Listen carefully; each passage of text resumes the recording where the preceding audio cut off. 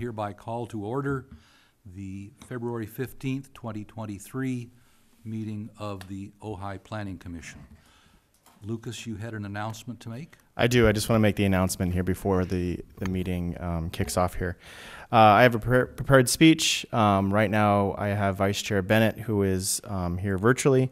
So Vice Chair Bennett has been advised by the City Attorney's Office that he may participate in tonight's Planning Commission meeting remotely under Government Code Section 54953, Subdivision F, which is commonly referred to as the Just Cause Exemption to the Brown Act. Vice Chair Bennett is unable to participate in tonight's Planning Commission meeting in person due to a contagious illness, COVID. No individual 18 years of age or older is present in the room where he is participating remotely in tonight's meeting. With that, the City Attorney's Office advised Vice Chair Bennett that all requirements for using the Just Cause exemption to the Brown Act have been met. Vice Chair Bennett, is there anything else that you would like to add?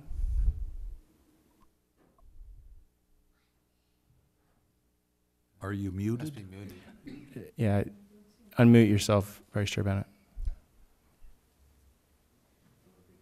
Can't hear you, Jamie. Unmute. Poosh. Maybe he'll get back to us. Yeah. Oh, he can't hear us. Maybe not. Oh, is Vice Chair Bennett, are you having trouble hearing? Yeah, he can't hear. Okay, here.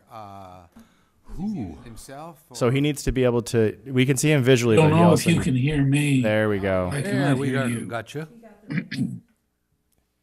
Okay, you can hear us now? Can you hear us?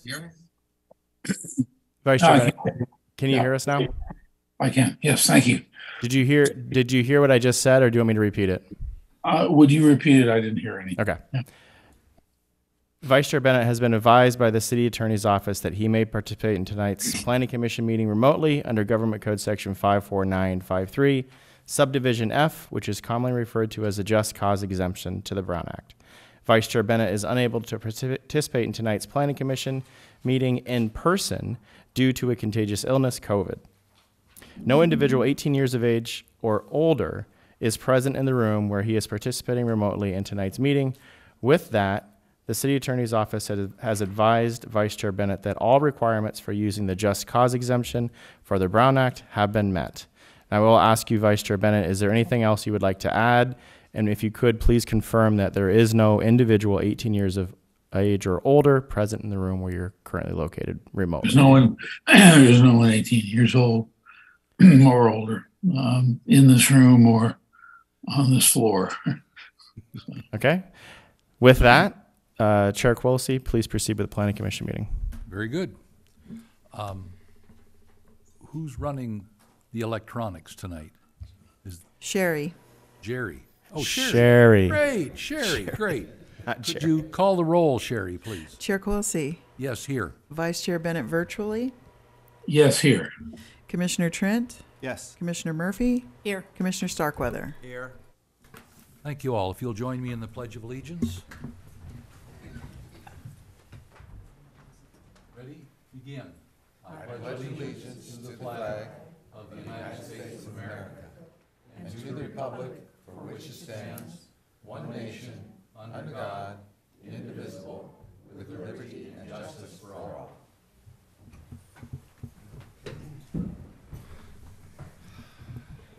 Thank you all. Next on the agenda is public communications, the time set aside during the Planning Commission meeting for people to speak on items not on the published agenda. Anything that strikes your fancy. Is there anyone that wishes to speak on an item not on the agenda? Seeing none. Sherry, do we have any raised hands in the green room? No. Thank you very much. We'll move on then to the consent item, the minutes of the regular meeting of the Planning Commission, January 18th. Any commissioners have any refinements to those minutes? No. If not, I'd invite a motion to approve. Quillisi? Oh, excuse me. Murphy, thank you. And Starkweather with a second. Any discussion? Sherry, call the roll, please, on item 1. Well, I have to Quilisi? recuse because I wasn't here. Okay? Go ahead, Sherry. Quilisi, Yes. Bennett, Yes. Trent, Oh, I have to recuse. I wasn't there. Murphy, Abstain. Yes. Starkweather. Yes. Thank you. All right, disclosure of site visits and ex parte contacts. I'll start. I have visited both of these sites, did not speak to either applicant, though I did have a phone call and as a part of co-attendance at a different meeting, spoke with the one of the people who will be speaking tonight, the next door neighbor, Kathleen Richards. Do you want me? Okay. I visited both sites, and I've had no ex parte conversations or contacts. I was unable to visit the sites and no ex parte contacts. Okay? Starkweather is off mic. Go ahead, Jamie. Thank you. Your microphone's off. Your mic's off? Mike's mine? Yep, No, we're on now. Jeffries. My mic was on. Was it? Then you must have been leaning away from it. Crank up the gain. I visited both sites, no ex parte contacts. Commissioner Bennett? I visited the Ayers site, did not visit the other site. I did wind up turning around in front of someone's house who was curious as to what I was doing in the neighborhood, and we had a brief chat. I spent a lot of time actually in the neighborhood as well, looking at other houses and on the streets that run parallel to Ayers and the lanes which run perpendicular into cul-de-sacs. So Yeah, okay. The person or persons you spoke with were not parties to the case, though. they were not. Yeah, okay. Very good. Then let's move on to the public hearing item number 2, a lot line adjustment. Maura? Thank you, Chair Quillisi and Commissioners. This project relates to 2 properties at 1046 and 1068 Kuyama Street. The request is for adjustments of an existing property line that adjoins the 2 lots, one of which is non-conforming. The adjustment will result in 2 conforming lots, widening parcel A from 60 to 100 feet, which will make it conforming as to width, while reducing parcel B from 150 to 110 feet in width. The lot line adjustment is required when proposing to adjust an existing property line.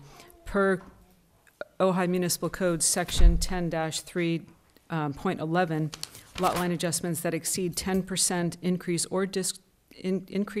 or decrease in area are to be reviewed and considered by the Planning Commission, as opposed to below 10% may be reviewed and considered by the Community Development Director. So the percentage actually brings me to a correction in your packet, and I gave all of you a corrected sheet. It's Exhibit B. I also put some out at the front door. The percentages are incorrect on Exhibit B, and the what is he? They were corrected today, Exhibit B, and the percentages are 67% increase to parcel A and a reduction of 27% for parcel B.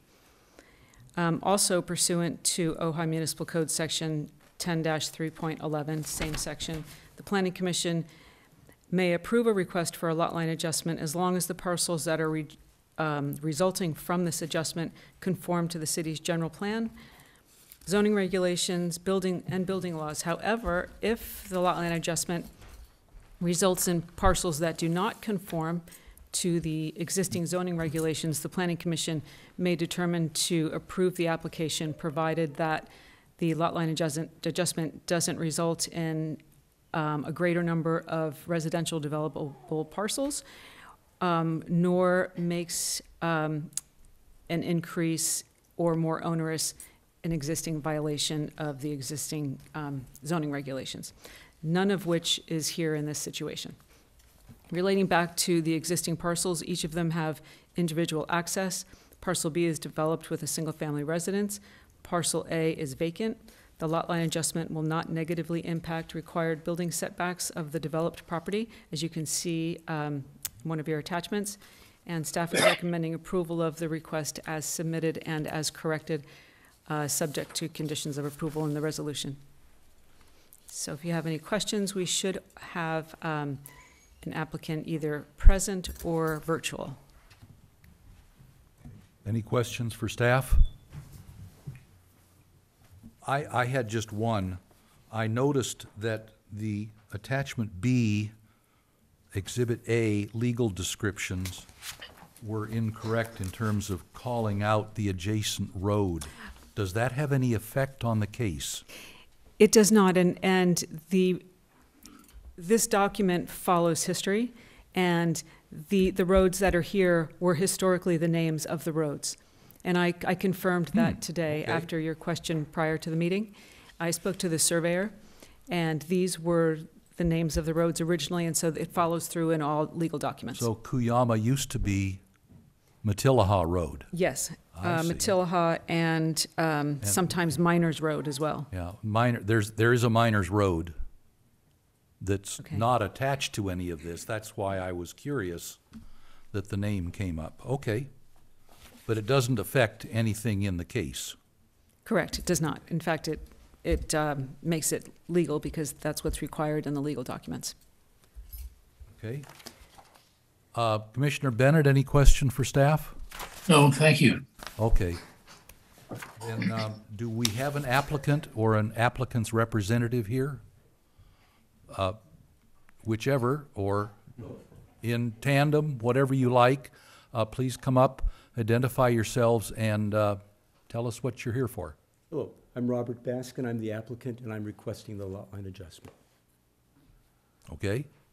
And I'm Sean Dingus, his architect. The architect. Architect. Oh, okay. I'm not the surveyor. No. I want to compliment Jeremy Henry on his excellent surveying work.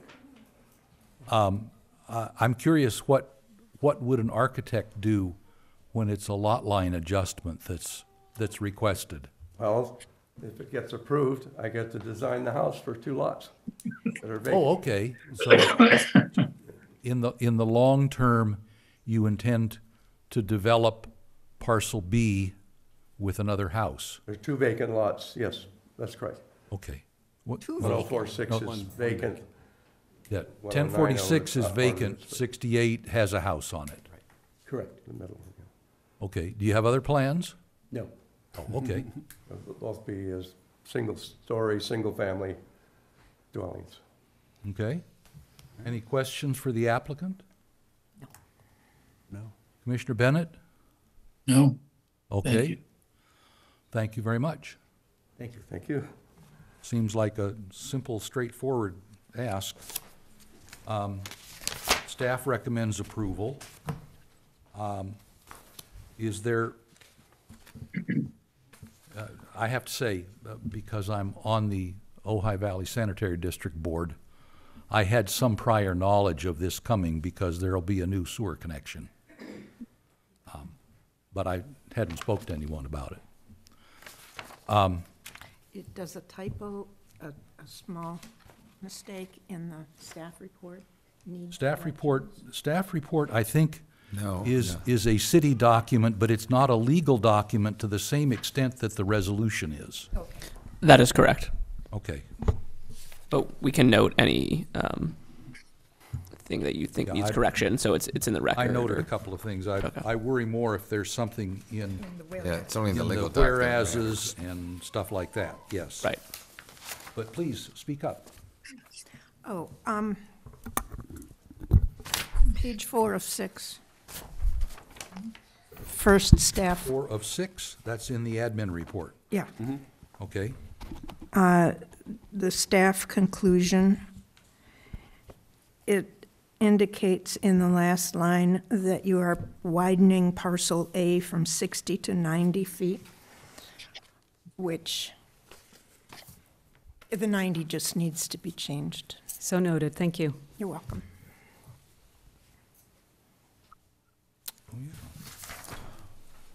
Okay. Anything else? I had one suggestion on the resolution itself.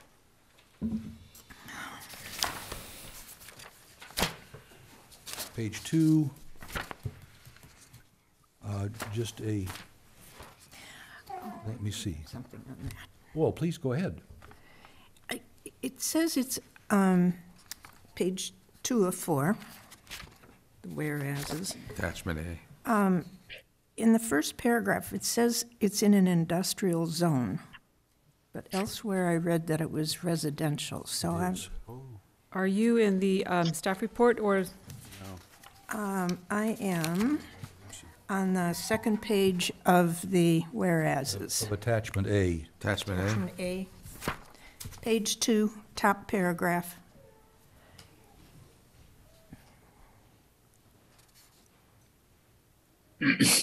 thank you.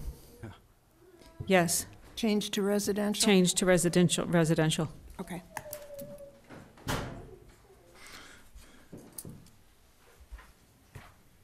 Yes, and any other refinements here to the resolution?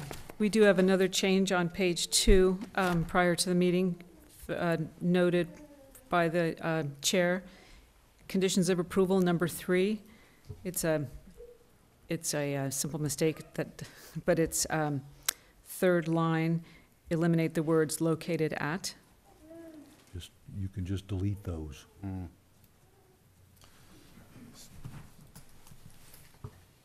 Spell check, missed that one.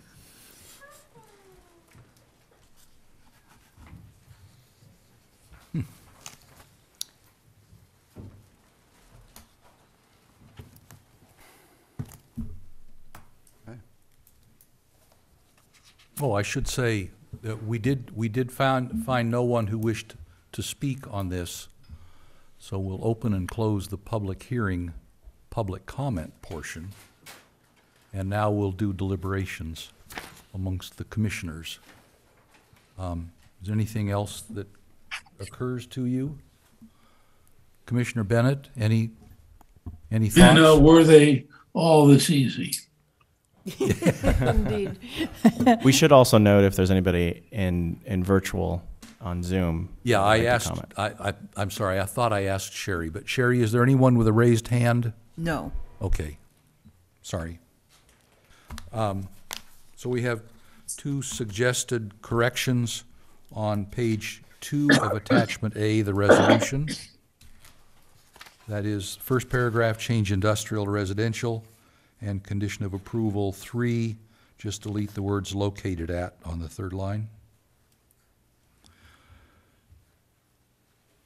I move we approve it with those changes. Okay, Yep, I'll second that. very good. Any discussion?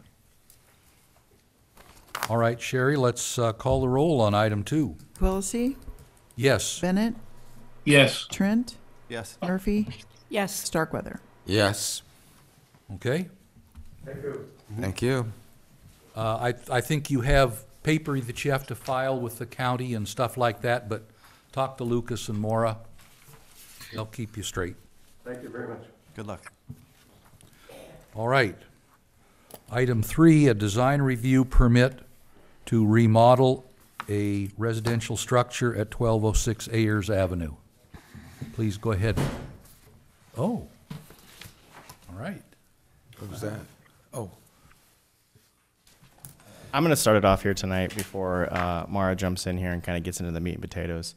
Got a PowerPoint here I'm trying to...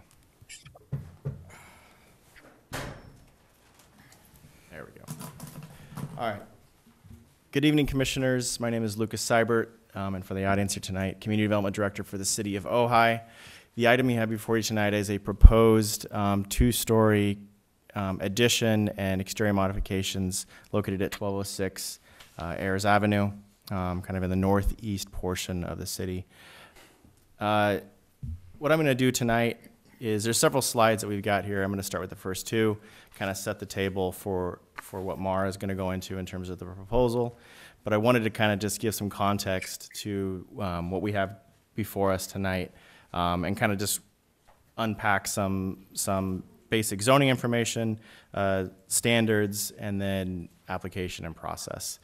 So the application tonight first came into the city officially at the end of August of last year. That was then processed and that is now before this body for consideration. 2 stories or second story additions require, per our code, this body to review and make a determination on that proposal. The zoning for this site is R1. R1 is single-family residential at a medium density. And the land use portion, which is really cruxed with the general plan, is referred to as MR, which is medium density residential. Both of those married together identify consistency between the two, both the zoning code and the land use. The home itself was built in 1961. The lot size remains the same as it was when it was first developed at 8,000 square feet. It is rectangular in size and shape. We have had face-to-face conversations with both the architect and the property owner. The architect on more than one occasion, the owners of the property on one occasion. And in those conversations, we talked and spoke to them about the concerns that we had regarding the design from the very beginning. So this isn't something new that they've seen, and I think tonight you'll hear from them that's the same thing. But they are wanting to move forward with the proposal that they have before this body tonight. So it's not a matter of being a surprise. It's just throughout this entire process, they've been steady with the design as it was originally brought forward to this body, with minor revisions, and I think Mara will talk to that later on. Now, in terms of permitted, a second story is permitted by our code. We cannot deny... Theory. We cannot deny a second story just simply because it's a second story. Right. There are design elements and features within this proposal which staff has identified through both the zoning code and the land use code, which is, and the land use element, I guess you could call it, within the general plan that are concerning and staff has concerns with. So the proposal itself, let's first talk about the existing residence, and then I'll turn it over to Mara to speak to the proposal itself. So the existing residence, as I said before, is at 1206 Ayers. It's on the east side of Ayers. It has, its neighbor is the boundary of the city, so it has ag as its boundary to the east side. The living space is approximately 1,500 square feet, single story. It has 3 bedrooms and 2 baths. Those are existing. The rear yard has a patio that's about 220 square feet in area, and a floor area ratio, or an FAR, of 0.19. That's different than a lot coverage at 24%. Let me just break down what those two mean. So a floor area ratio is the massing of the building, or the fact that there's a 2-story component or proposal that's before us. That lends itself to 0.19 of what you could call 100%. So it's 19% of what you would typically see at 100%. The difference between floor area in terms of the massing versus lot coverage. Lot coverage is really just the roof, the solid roof structures that you have on a particular site. So here, the lot coverage itself is 24%. I believe the code within the R1 allows for up to 35%. So it's important to know the differences between those two numbers. I should also note that lot coverage is expressly identified within the code. Floor area is identified in certain sections of zoning code, but not within R1. We're simply providing that as a moment of context, and we certainly made that a point of context within the staff report as well. So there's no minimum or maximum in For R1. FAR, not for R1. We're doing it as a comparative purpose. Architectural design, the structure itself and the neighborhood as a whole is all post-war. And what that means, and I identified that, or Maura identified that within the staff report, it's narrow, linear, single story with low-pitched gable. Linear meaning typically you have these rectangular or L-shaped types of buildings in construction. Low, typically it's low-pitched roofs, not necessarily creating a design feature that's overbuilt or anything like that from a single story standpoint. So I think that's what you're seeing here and really kind of throughout the neighborhood for the most part. So with that, I'm going to turn it over to Mara, and she's going to go through the proposed modifications and then some findings, and we've also got some examples, some visual examples as well within the city and outside the city. So I'll leave it to Mara here. Thank you, Chair and Commissioners. So the proposed modifications include an approximately 3,000 square foot, 2-story residence, including 6 bedrooms and 2 bathrooms, which is essentially doubling the size of the residence. There's a rear patio and there's a balcony that is proposed. There's approximately 377 square feet of patio and deck area combined, 157 square feet of which is the 2nd-story balcony at the rear of the proposed 2nd story. A balcony over the patio. Yes, well, Okay. yes. It's the 2nd-story balcony, yes. The director just spoke to floor area ratio. So the proposed floor area ratio is 0.38, or he might say 38%, which is more than double the average FAR, floor area ratio, of the neighborhood.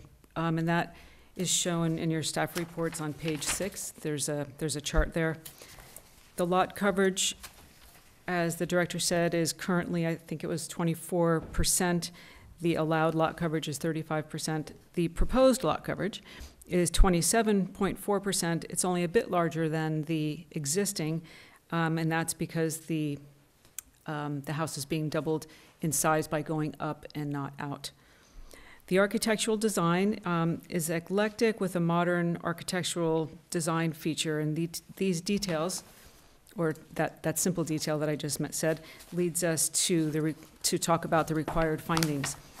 In the required findings, there are design standards that are found in the Ojai Municipal Code that all projects that require a design review permit must be evaluated against. These are there are 4 design standards, and they are context, continuity, scale, and architecture. And these words with the architect and applicant and staff are, have been repeated, and they're repeated in your staff report. Context relates to material, colors, textures, style, building mass, and scale being compatible with the architectural character and form of the neighborhood. In this case, the style, mass, and scale of the proposed residence are not compatible. The majority of the neighborhood structures are low-lying post-war architectural styles. They're single-story, linear, as described by the director, and again, with similar roof lines. Continuity relates to setbacks, and although the proposed residence meets the required setback, its massing doesn't feel like it does. The architecture could be broken up by setting the 2nd story back further, therefore giving a sense of a similar setback to adjacent structures, opposed to a massive feeling right at the required setback line. Scale relates to building forms maintaining a human scale at the street. Appropriate height transition to adjacent properties has not been met, but could be by stepping the 2nd story, specifically the front and the north and south sides, stepping them back to create a gradual increase in height from the adjacent structures as opposed to going straight up. The south side doesn't exactly do that, however, it could be defined even more. Architecture in the required findings employs high-quality materials, avoids monotonous building elevations, and creates architectural interest. The concern here is the sense of monotonous building elevations. The way in which the 2nd story is presented makes for a heavy and flat appearance. As with other findings, this could be avoided by stepping the 2nd story back, by adding overhangs. Those 2 features would be like at a minimum for changes that could be made. Other features, though, include like dormer windows, textural design. Those things could also be added. It's not appropriate for staff to design an applicant's house, but only to suggest and introduce them to the design standards within the code. And that can help to the design to employ the required design features. Those were required findings as related to the municipal code.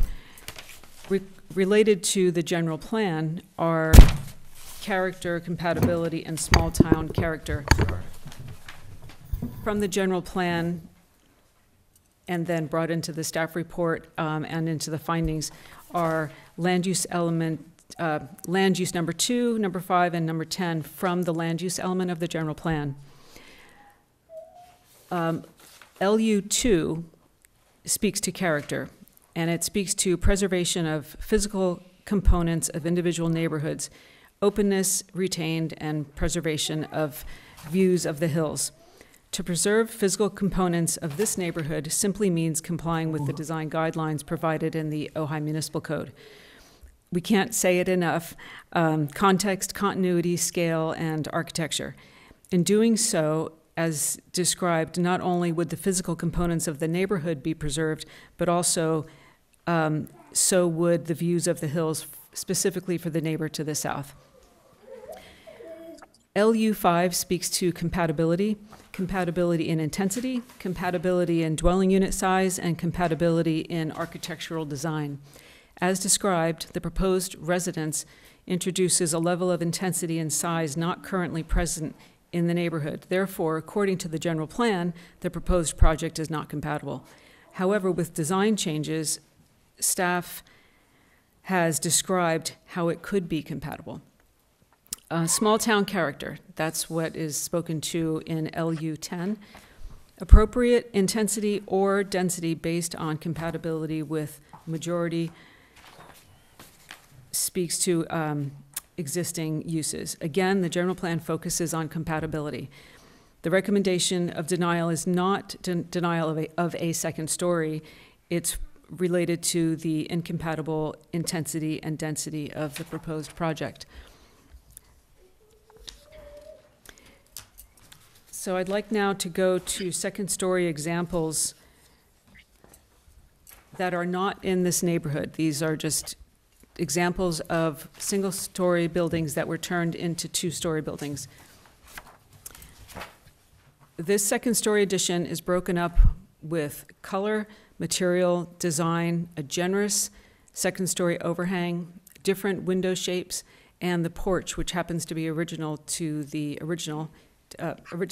single-story house. This house feels substantially, the porch creates a substantial projection forward and step back to the second story effect. Next slide, please. Oh, you have it. So this second story addition feels less intense than it could by the inclusion of these dormers and significant overhangs. Also, I'm going to use the word severity, but the severity of the pitch of the roof. What about the severity of the pitch of the roof? The severity of the pitch of the roof from this angle is not as defining as if you were looking from the side. So if you were looking from the side, you would see much more, you will see much more sky than you would if it was not such a severe pitch. It would be more intrusive from the side. If you lived next door. Looks to me like the after picture has a steeper roof line. Yes. It does, much steeper. Yes. Oh, did I not? That's what I meant by steeper pitch. Right, but you're saying that's less intrusive? Well, it is from the side. So if you were facing, seems to me any second story is going to be intrusive. I think it's related to like a box. This don't know. design here doesn't. I'm just trying to understand the report. This design here, I'm looking at, you wouldn't necessarily even know that it was a second story. Because it looks like it could have been designed that way, the way the roof is, it probably has less floor space in the upstairs too because of that roof angle. So they're making it much smaller if they're going straight up. Do So we have there's- any idea where these places are and what their surrounding compatibility is? We don't, but we do have some more examples that are in this neighborhood. These examples are specifically to show you how a single-story residence can be turned into a two-story residence and not have intrusive density or massing. That with step backs and different types of windows like these dormers with different pitched roofs, different material, you can create something that's more fluid, something that feels natural and has some give and take. Okay, so the next one, the next before and after, again, not in our, even in our city, let alone not in our project neighborhood. Note that the first story windows remain in the same location with the second story. They really took this first story and put a second story on top of it. However, the second story is lightened by the steep roofs and also the architectural details, the dormers, and the recessed portion of the building that's to the right. It feels recessed, I believe, well, actually it is, but the second story on the left protrudes out. So it gives a feeling of back and forth. On the left, it looks like the front wall of the second floor is directly over the front wall of the first floor. Yes, Yeah. yes. So this is Therefore- not, oh, sorry. No, you go ahead. None of these examples are dealing with compatibility, obviously, because we're not seeing what the Correct. neighborhood These is. are dealing with massing, intensity, Okay. intensity, density, and massing, which the staff report speaks a lot to when talking about the design guidelines in the municipal code as well as the general plan land use element. I think We don't have illustrations in the design guidelines, do we? there are some illustrations in the design guidelines, specifically in the section for design review permits, design guidelines. Yes, there are For illustrations. massing? Yes. Oh, okay, but we don't have them in front of us right now, but, okay. 10.2.2004, I think. I should have brought my book, but anyway, I didn't. Yes. Okay. Okay, so now we're going to go to second-story additions within the project neighborhood. Is this one over here? Oh, okay. Yeah. Yes, this one. So this is right around the corner from 1206 Ayers. It's at 1121 Mercer. This addition on the second story above the garage was done prior to the 2004 amendment that required design review permits for second stories to come before the Planning Commission. This isn't something that that community development would necessarily recommend approval of today necessarily. However, it's here today because it is in the neighborhood and also because it does have some positive features in line with what staff has been saying with the design guidelines. The second story is off to the side. It's not a solid mass above the existing residence, creating the same intensity. Is that built directly over the garage? Yeah, Yes. it's over the garage. Yes. The structure is on a corner, not in the middle of a block, which gives it some forgiveness. Location. I mean, sometimes the location can certainly make a difference. There are overhangs that offer the feeling of stepping back and create less weight, less intensity. The next slide.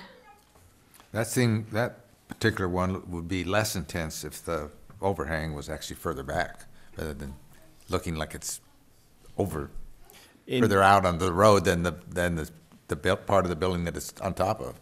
It's interesting because this one actually, it presents itself more to the street, but less to the residents I think it's to the south and to the west, which I think was consideration. This was done through a zone clearance, obviously. This wasn't a part of review that came before this body, and really it was just a checking the boxes from a design review standpoint. So this next slide, this is an existing and proposed elevation, single-family residence located at 926 Topaz Court, which is in one of the cul-de-sacs not far from 1206 Ayers. This was approved in 2006. The original structure on the left, as you can see, was somewhat post-war, and to the right, it turns into a craftsman structure approved again by the Planning Commission. So there's significant stepping forward and back in this elevation on the right. There are shed roofs and dormers. There's a roof line that is carried throughout all of the different roof lines. They all have the same pitch. And all of these elements, the shed roofs, the dormers, and the roof line, they help to diminish the massing. Like the last example, this structure is not in the middle of a straight street either. This is set back at the center of a cul-de-sac. Looks Again, like the garage is on the left there, yes, and the addition of the second floor on the main house makes for a steeper roof line than what's on the garage. Is that right? That looks similar. Possibly. Okay. I don't know if it's that different. I can't tell you that, but yeah, it's, I don't So have I assume the dormers are helping bring variety there, and plus it's set back a little bit from the front of the roof there. yes. Well, actually, and that's the front porch, really. It's not the front of the roof. The porch, the dormers, the shed roofs, they all help to create design element and a give and take, back and forth, stepping. They help to reduce the effect of intensity and density and massing. It's all created one way or the other through design. So again, I want to repeat though, the location of this. It's at the center of a cul-de-sac. The previous one was at a corner. Sometimes, or not sometimes, location can make a difference in creating a statement piece. Sometimes at the corners, or often in corners of housing tracts, you'll see a statement piece in different locations, normally on corners, as you enter a residential development. Yeah, you do have a photograph here in attachment D. Well, It looks like both of those dormers are at the same distance from the street as the first floor, Yeah. but there's a break in between them. And that's what it looks like, yeah. and the roof line comes out as a porch, makes a porch. So the next slide shows the finished product. The That's final one. product, well, this is the same as I just showed the before and after in the actual plans. So this was the final product of the Planning Commission approving this design for the second story back in 2006. I recall from my time on the Planning Commission, I'm in my 7th year. I'm still relatively a rookie, but the oldest one here.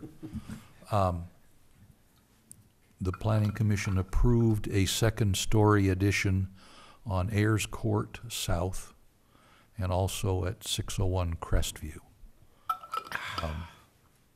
The Ayers Court South, I don't recall having an appearance markedly different from this, but it was a major addition.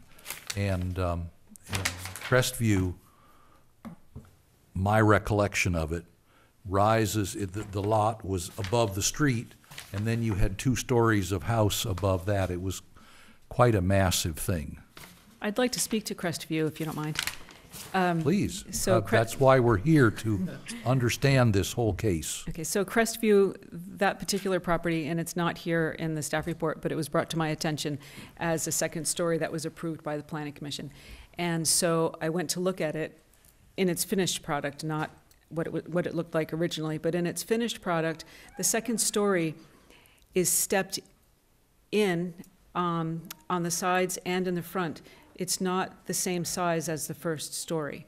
So it doesn't create, it felt comfortable. It didn't feel intrusive, however large, and yes, it stepped up from the sidewalk as well.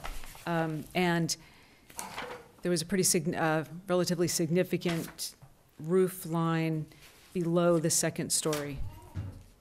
Anyway, the feel was natural, and it was significantly stepped back to reduce intensity.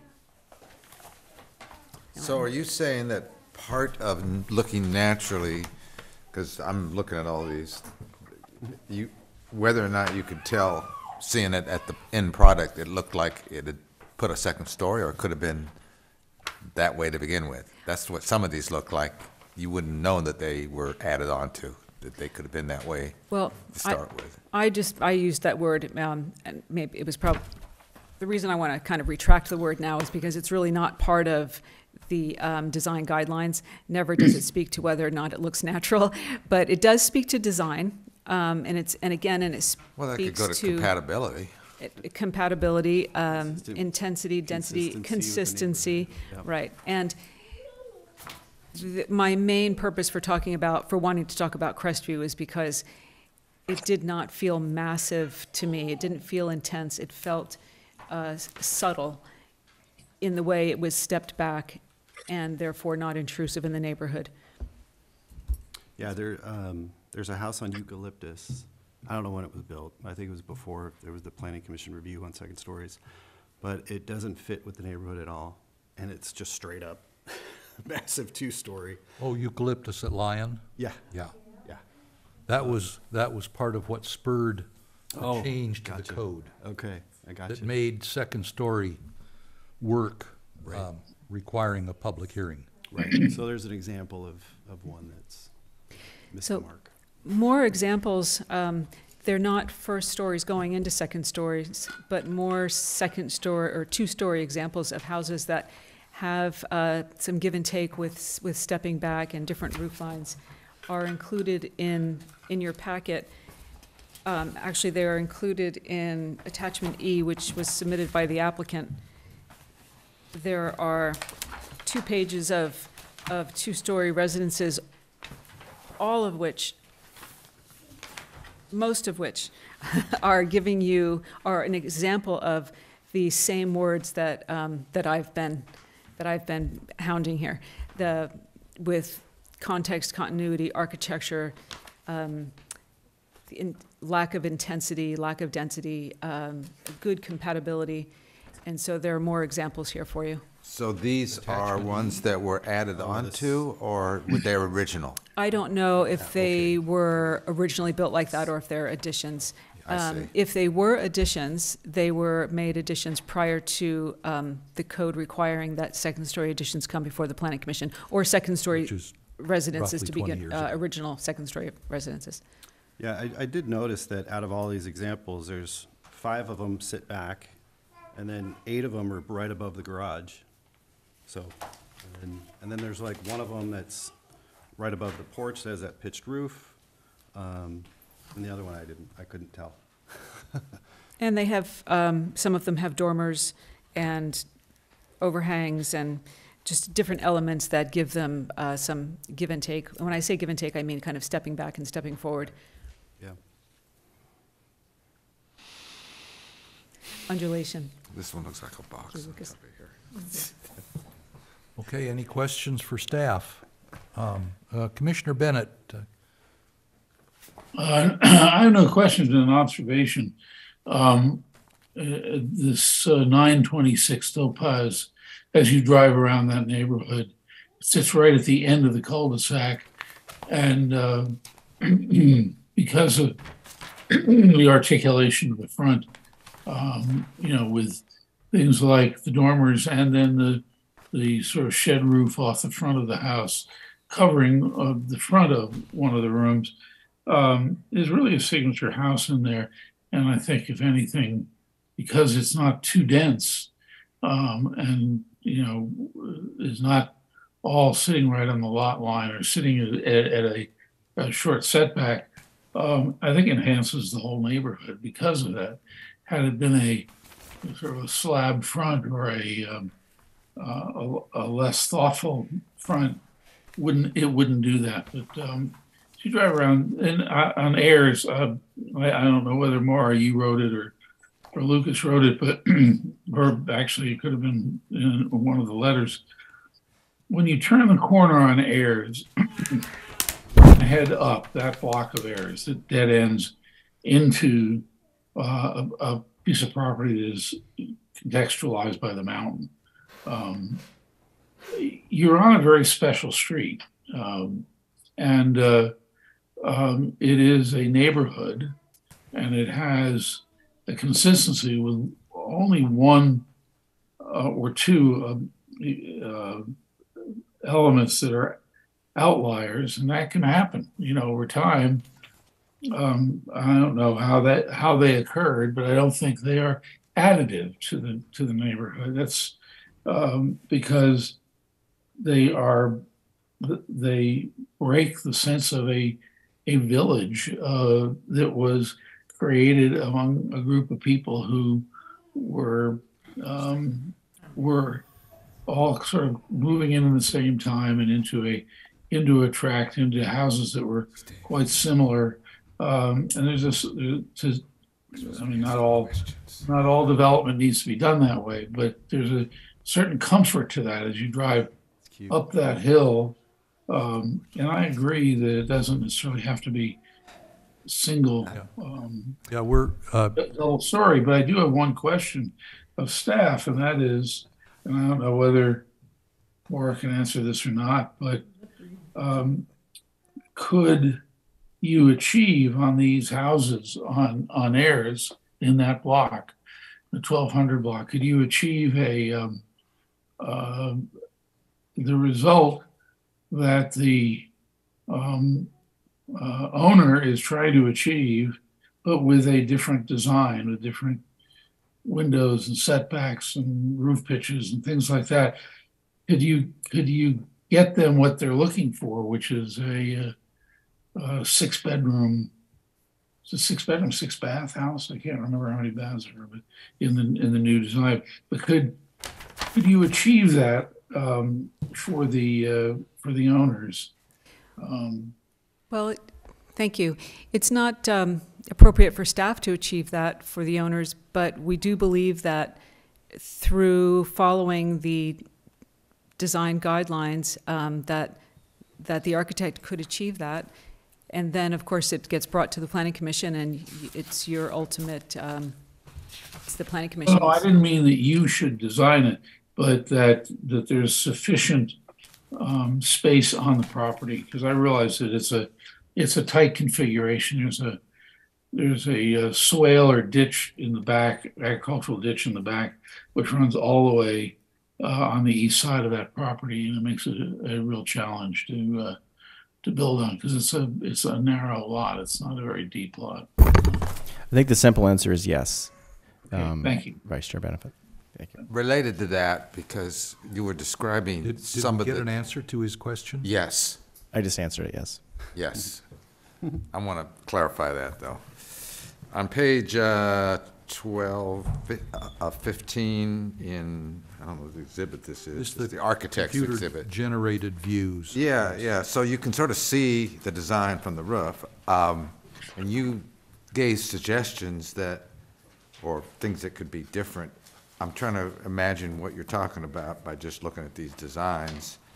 Are you suggesting that the floor might move back, or that one of these step down? I don't remember. I don't know which is north and south. Looking at this, that you talked about one side. They're not properly labeled. Yeah, I mean, where is the South property that you facade is wanted it actually to west.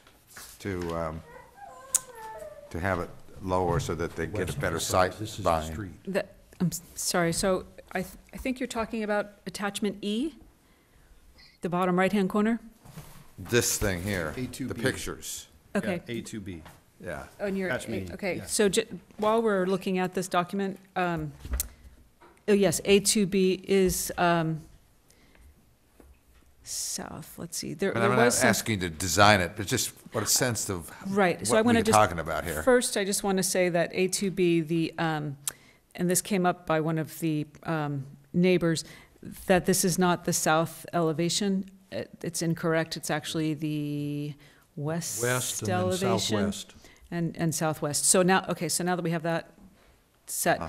So, right, with the elements described, by having some design elements from the design guidelines, we do feel that, yes, a second story is possible here. To be Not only is this- possible to recommend denial. Yeah, I'll just chime in here. Not only is it possible, it's allowed by the code, and on top of that, from a design standpoint, roof pitch, the use of the roof, overhangs, simple things like that could help break down this massing. Stepping it variety, further basically. back than what we're looking at here, you have room on the rear yard portion to even push it back further. I think those are things that are simple fixes from a design standpoint that come a long ways towards going away from modern design, which is what we're seeing here, through eclectic and having something that's more in keeping with the context of the neighborhood. So more variety in the architectural elements. Well, there's already a lot of variety in it currently. I think variety in terms of the detail, I think, is important. As I look at the west facade view, the upper left picture of the four of these computer-generated, what I see is part of the second floor is directly above the first floor, and part of it is set back from the first floor. That's correct. Seems that's one of the examples you gave us was exactly that. It is. Right. And as the director just said, there are some simple design features or elements that could help this or create an even more appropriate product. So yes, there is that, but So I do have a quick question. So in the report on page 7 of 10, in the context in the second paragraph, it just mentions that the proposed structure presents modern facade with a standing seam roof. I was just curious on what the seam roof was and where that might be. the standing seam roof is I just couldn't the find it. actual, so if you're looking at attachment E, page 12 of 15, it's the color black, the standing seam roof, it's just the roof material. Okay, I got you. And then front elevation is flush without overhangs or other softening design details. Part of it is true, that part of the front elevation is flush, part of it's set back. Yeah, exactly. So I was just, but I noticed the front elevation, it looks like is it all set back or is it flush? I couldn't tell. No, if you look at it from an angle, Yeah, the upper right or the lower left, you can see that the right part is set back, the left part is oh, not. I see. So the left is flush. So, The okay, left so is that's what flush you're with the first floor with a small overhang. The right is set back with a larger overhang because Gotcha. it's set Okay. back. Okay, all right, that makes sense. I was just curious if this was done after the architect submitted the changes. Yeah. Sounds like it was. Something I want to make sure you see when you look at these elevations on sheet A2B. Notice that the roof lines, they're not all the same roof line, but they are all at some level of pitch. And somewhere in the staff report, it talks about flat. And from the front, some of it appears flat, like the roof of the garage, for instance, in the top left elevation. When you're looking at that elevation, it looks like the garage has a flat roof. But then note the top right does have a slight pitch. So I just want to make sure you see that. Probably the existing pitch, I don't know. Can't speak to that at the moment. I would leave that for the architect. I have a quick question. So in the architect letter, it mentioned that they prefer not to have eaves or, overhangs because of fire hazards. And I know with fire, it's exposed eaves is the problem. It's not necessarily the eaves themselves, it's just having exposed eaves because the embers get trapped in the exposed eaves. So I was just curious, do we have anything in our fire code about limiting eaves or having covered eaves? What's in our fire code is a requirement for a type of development or construction. Yeah. So you can have eaves very easily. There's lots of options, and one of the options the options include having a like a hardy board in between, kind of sandwiched in between the roof and the rafters. Yeah, so that'd be That's the right word. covered eave. Yes, yes. Covered rafters. Okay. Before we go further, I want to note something on the very first page of the staff report, and it's somewhat embarrassing. The applicant is identified as William and Maria Downing, but that is not accurate. William is, in fact, the husband, but it is Anita, so I want to apologize for that. It's Anita Downing. I saw the name Anita in a number of letters that we Yes. received. And I was curious as to whether or not that was carried over to the resolution, but it is not. Okay. We do have Anita correctly in the resolution. Okay. I've Commissioner got a Bennett, do you have any question. questions? I have a question of the staff, and that is, it looked like the house had a number of was introducing a number of new materials, like upstand metal roof. I don't think there is another one in that block of 14 houses, and it's got a variety of side materials to it. It would appear that some of them, the garage is really a roll-up door, I guess, although it doesn't show as a door on A to B. It just shows a blank wall, but I think it is intended to be a roll-up door. But there's both board and batten on the second floor, and I don't know what you call it. Is it lapstrake on the first floor? And so there's a little of this and a little of that. And by eliminating the rafters and the overhangs and creating a flat appearance to the building, as you can see in the lower left-hand corner of the drawings of A2B, that is 12 of 15. It gives it a very modern look to it. That is, it's as if those surfaces are shaved off and have a roof that come right down to the elevation, with the exception, obviously, of the porch with its overhangs there. But so I, as I look at these pictures, drawings, and pictures, drawings, and renderings, I look at it and say, gee, it feels quite different than anything else on the block, with the exception of one house, which the applicant has shown, which is sort of two big white blocks and a horizontal piece to it. Those big white blocks are also very modern in that there is no, there's no overhang. By the way, that structure benefits currently by the fact that the vegetation's grown up. You actually don't, as you're driving by, you don't see very much of it.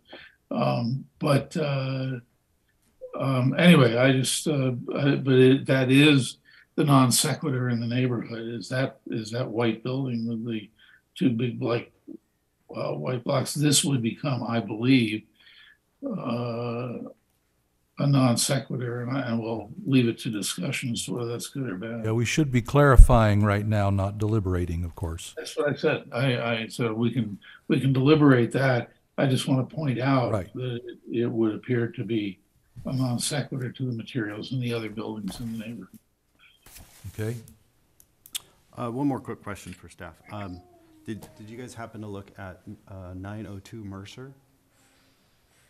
It's in the same general neighborhood. I can tell you in just a moment. I think I saw a picture of it, but I just wasn't clear. It said Mercer on it. I just didn't know which one. Is that? Yes. That one's been remodeled, I think, fairly recently. Did not have planning commission. It would had to be before planning commission. It was before. Okay. Yep. All right. Just curious. 902 Mercer was not since 2016. Okay. All right. I was So. just curious. Okay. It was That is a different planning commission that did that, one that I wasn't on. Okay. All right. I think we're probably through with questions for staff, at least to clarify the case at the moment. Do we have the applicant here, Mr. David Farron? We have John Fensky. I put him on. He's the architect. Says applicant team. Are you, Good evening. you an architect or? I am the principal of Archetype Architects. And John Finsky is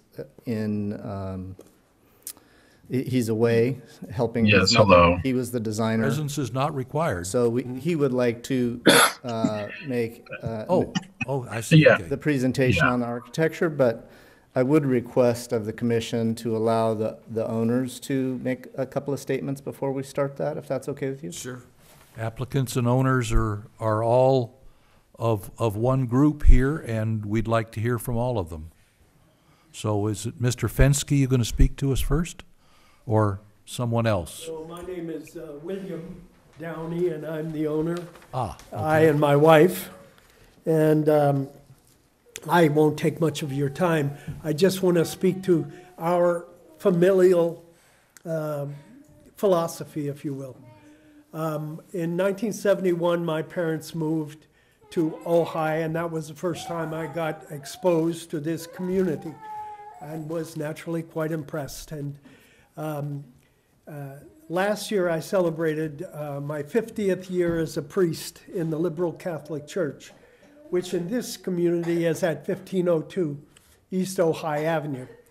I also celebrated the 25th anniversary as a bishop in my church. So I've served as a clergy person in this community for many years. I was kind of a late bloomer and was a single person up until I was 40 years old. And then I had the opportunity to travel in India, and I was impressed with the Indian culture. And so I went out of my way to actually seek the possibility of finding a mate and a helpmeet. And I did. I went to India and I met my wife, and we were married, and now it's 37 years. I have to check on that. Congratulations. Anyway, when we married, my wife said, having visited my parents here, couldn't we move to Ojai? She said, it's so much like India. And I must say that I went outside of my culture to find a mate because in India, this whole idea of the traditional family and traditional roles is still held at a very high premium. Anyway, we did in fact move here to Ojai, and for a number of years lived on the church property. One of the reasons was, and my wife and I discussed this before we were married, I said, I am not in favor of families putting their elderly away and warehousing them. My family is most important to me, and at all costs, I expect that they will live with us, which in fact they did. My stepfather passed away in the early 90s, and my mother then moved in with us for the last 14 years of her life. We had a daughter who is here and who would like to say a few words as well. She was born here in Ojai, and she went through Topa Topa and Matilaha and Nordhoff, and then graduated from Cal Lutheran. She has since married and now has 4 children, 4 grandchildren that are here. And the whole purpose to this project, as far as I am concerned, as far as my wife is concerned, is to provide an expanded living situation for our family, and multi-generational family. That's important to us. We used to say to my daughter when she was young, who are the most important people in the world? And her answer was always family. And what is the most important place in the world? And the answer is always home. And that's what's really at the bottom of what we want to do here. My daughter and my son-in-law, who served this country in the Navy, they would like to live with us. We would like to have them live with us. But even if they were to seek a home for the size of their family, it can't be done in Ojai. It's not affordable. It just is out of reach for most people. And so this is our familial home. And we want to make it large and comfortable enough for all of us to live together. And that's basically what I wanted to share with you. And my wife would like to say something, and she can speak more to the project itself, because she's the boss. You all going to come with me? You. Okay. Hi, good evening, everybody. Thank you for this opportunity. My name is Anita Downey. And as my husband said, I came to the States in August 10th of 1985. And we lived in LA, Hollywood. That was a culture shock for me coming from India.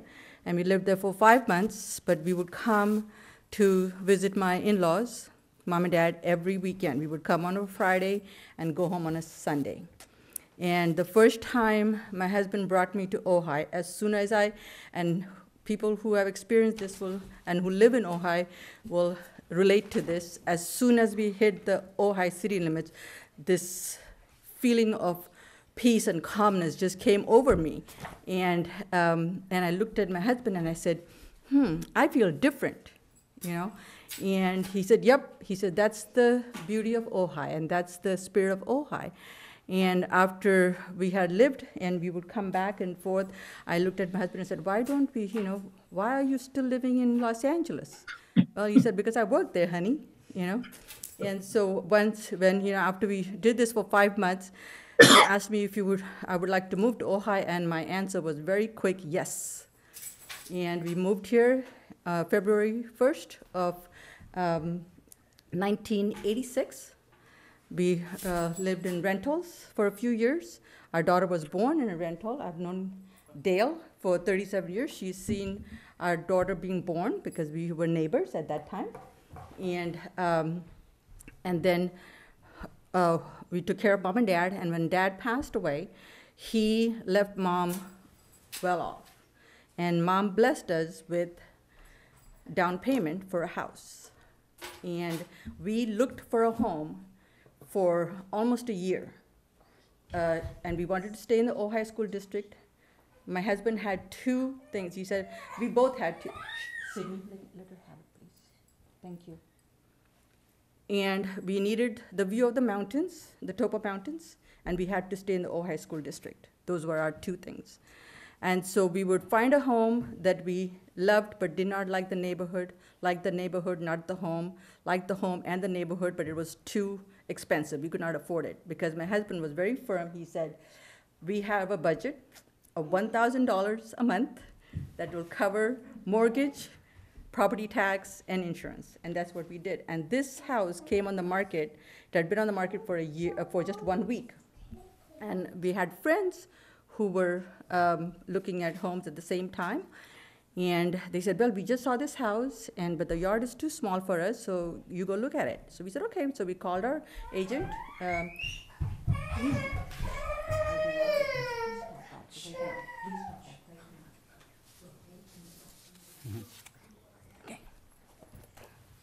And so we both, when we saw this house, both of us, we stepped in the door, and both of us looked at each other and said, this is it. We did not see anything of the home.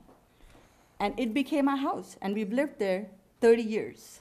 It is our family home. Our daughter was 5 years old. We had our daughter and son-in-law's wedding reception in our backyard.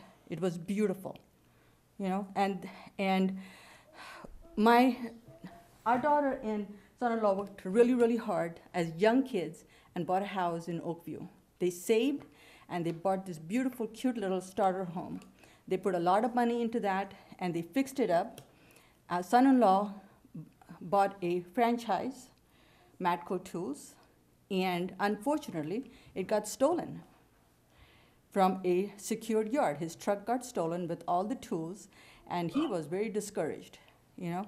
And so they had to put their house up for rent, and then they decided that it's not going to work, so they sold their home.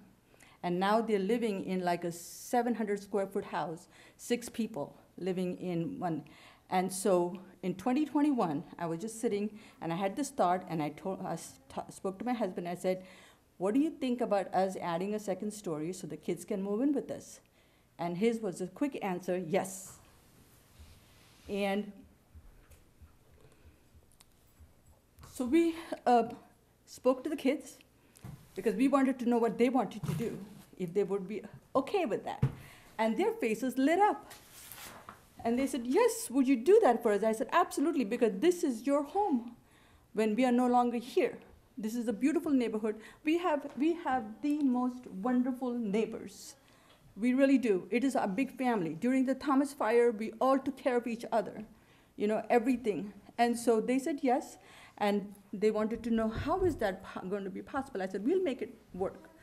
So we contacted our friend John, and we said, this is our vision. This is what we want, but we wanted to make it so we are not on top of each other, you know, because it's going to go from a 2-person household to an 8-person household. We want to make sure everybody has their own room, everybody has a space to relax, everybody, you know, whatever they want to do. And so we worked with John for 8 months to get a design, you know, and then when, you know, then John was in communication with Sherry since March of last year to get all the paperwork done. And then in August, we submitted our application. And we have, and thank you to Lucas and Maura, you know, we have worked with them to make changes. I believe we made changes at least since August, at least 3 changes, I think, you know, and it is costing us a lot of money, and we do want to save some money so we have something to build, you know, and, but our goal is to provide a home for these kids. We will not accept them moving out of the state because that is the only other option they have. We have seen these kids, these are 4 grandkids. We only have 1 daughter, and these are our kids. And we do not want them moving out of Ojai. They want to live in Ojai. These girls are going to Topa school right now. You know, we want them to live here. We want them to stay here. We don't want them to grow up in this pretty, sweet little town. And I mean, that has been our whole, you know, agenda. You know, we started this thinking of just family and that's it. You know, and we are open, you know, to suggestions, things like that, but we would just like to know, you know, I understand ours is only going to be the 1 2-story house on our block. You know, I understand that, but we just want to get this going. We want to make this happen, so these girls are not crammed, you know, into a small house. You know, they're growing up. You know, they need their space, and you know that's our goal, and that's, you know, why we are here. And thank you for your time. I appreciate it. Thank you. Thank you. Mr. Fensky, are you also part of this applicant speaking slot here? I am, thank you. I don't know if you can hear me. Yeah, yes. We hear you. Great. So, well, thank you very much for hearing our story tonight and discussing the design as we've presented it. Basically, you know, well, first of all, my name is John Fensky. I'm a senior project manager with Archetype Architects, and I've been the lead designer on this project. I'm also a personal friend of Bill and Anita and Katie and Cassidy.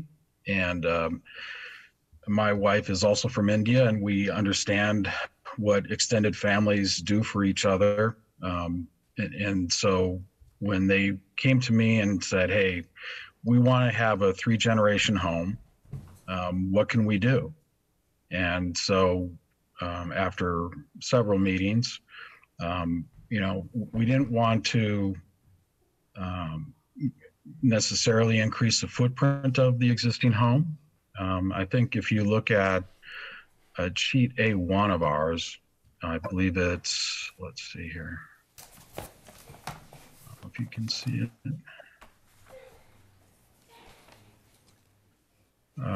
So it would be page 6 of attachment E.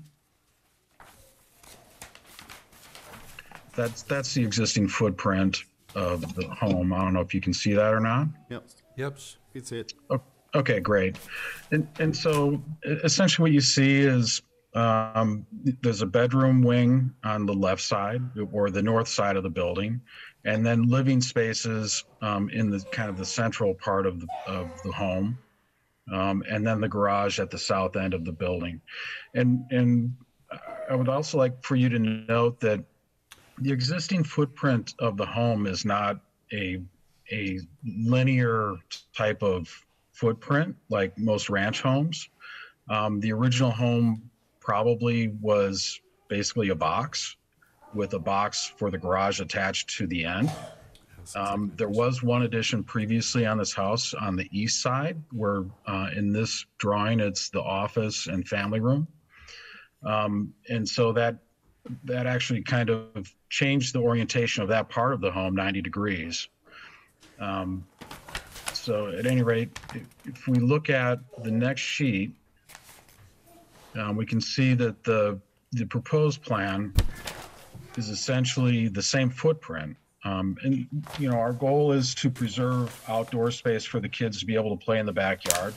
I also attended Katie and Cassidy's wedding in their backyard, so who knows, maybe in the future more of that will happen with any luck at all. But so the only real addition to the first floor footprint is the laundry room behind the garage. And then if we go to the next page, you'll see the second floor, and essentially what we're providing for is, so 6 bedrooms and 4 bathrooms sounds like a lot, and it probably is for most families, but we're talking about 3 generations and 8 people and 4 young girls who will be growing up. And so we're designing to meet not just today's goals, but future needs that they're going to have. In terms of bathroom space, bedroom space, living room space, study room space. If you look at the left side of this drawing is kind of a main bedroom suite where Anita and Bill can have, some space of their own, a quiet space where Bill can have an office and a balcony that looks to the east to the ag area. I think I'd also like to just note that there have been comments about windows on the south side where we have 2 bedrooms and a bathroom. And if we can go to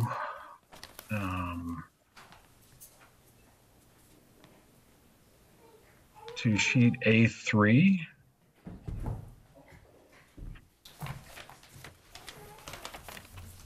Those are section drawings, and if we look at section B, that shows the windows that are south facing. The window on the right side is, the sill height is up higher than normal, and because it's over the garage. Thank you. And the bathroom window, you can see is also raised up, and I suspect that will likely be a window that will have some type of translucent finish to it. The only bedroom or the only window really that looks south would be the bedroom on the left side. And, we are trying to achieve light and ventilation in a relatively confined bedroom space, so that's why we have windows that size in that area. I'd also like to look at, if you look at section A, well, actually, let's go to the next sheet, which is sheet A3A. And if we can look at section C, I think that part of the discussion tonight has been about setback from the street, and whether or not the addition sits over the existing front wall. And we were very deliberate in how we designed this, that no portion of the addition sits directly over any front walls. So if you look at the left side of section C, that is the north part of the addition. That is actually set back 2 feet from the front of the home. And then it steps back 6 feet to where we have a window seat at the top of the stairs. And then over the garage area, it steps back from the front of the garage also. But if you look at from the absolute front of this building to the front wall of that addition over the garage, that's 11 feet. So we are stepping back 11 feet from what is now the front of the house for that part of the addition. Another setback that I'd like to point out to you is, if we can go to,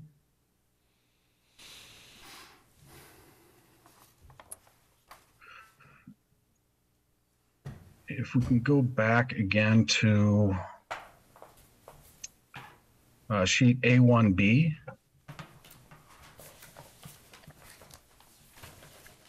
And again, part of discussion has been about, or some discussion has been about setback from the south property line. And again, we not just set back from the front, but we set back from the south side of the building. We don't build completely over the garage. So the setback on that side yard right now to the garage is about 6 feet. And we are setting the addition back another 10 feet from that. In addition to that, the ways that we've tried to lower the profile of the building, we've actually, the height of the roof over the garage, the addition over the garage, the height is 22 feet. That's 3 feet below the requirement of 25 feet.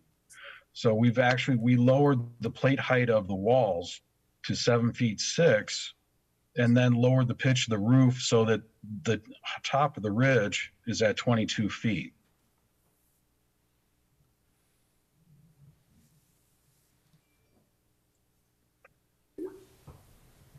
Mr. Fenske, you're talking about setbacks from the front of the house.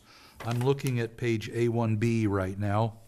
Okay. It looks to me like the closet 201, bath 203,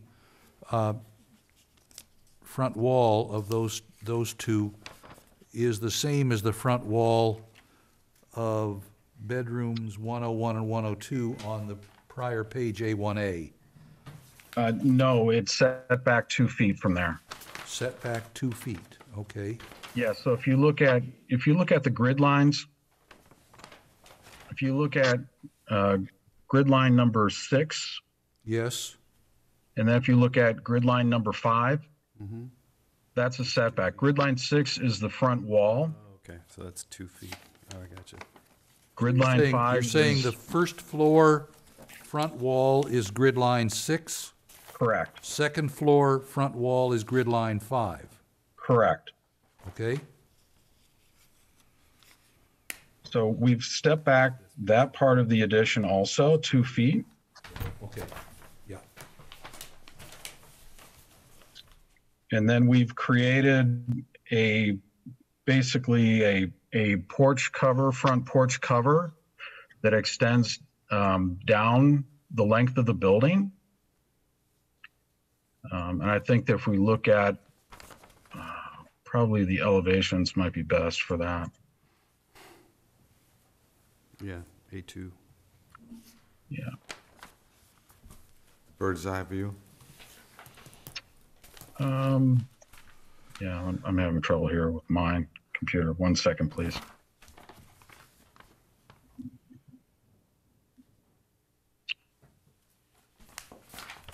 So, hold on here. So sheet A2, and it's the west elevation. You can see that we've created a porch cover for the front that provides some shade because it's west facing, and so south and west sun is going to hit that side pretty hard. So we do have an awning, but that serves a couple different things, a couple different purposes. One is to provide some shade in the afternoon, but also to break up the massing. So it breaks up the massing of the left side and part of the right side, and it adds visual interest. And I'd also like to say at this point that, you know, some comments have been made about materials, and the materials that we've specified are fiber cement board, so either lap siding or board and bat material in some areas.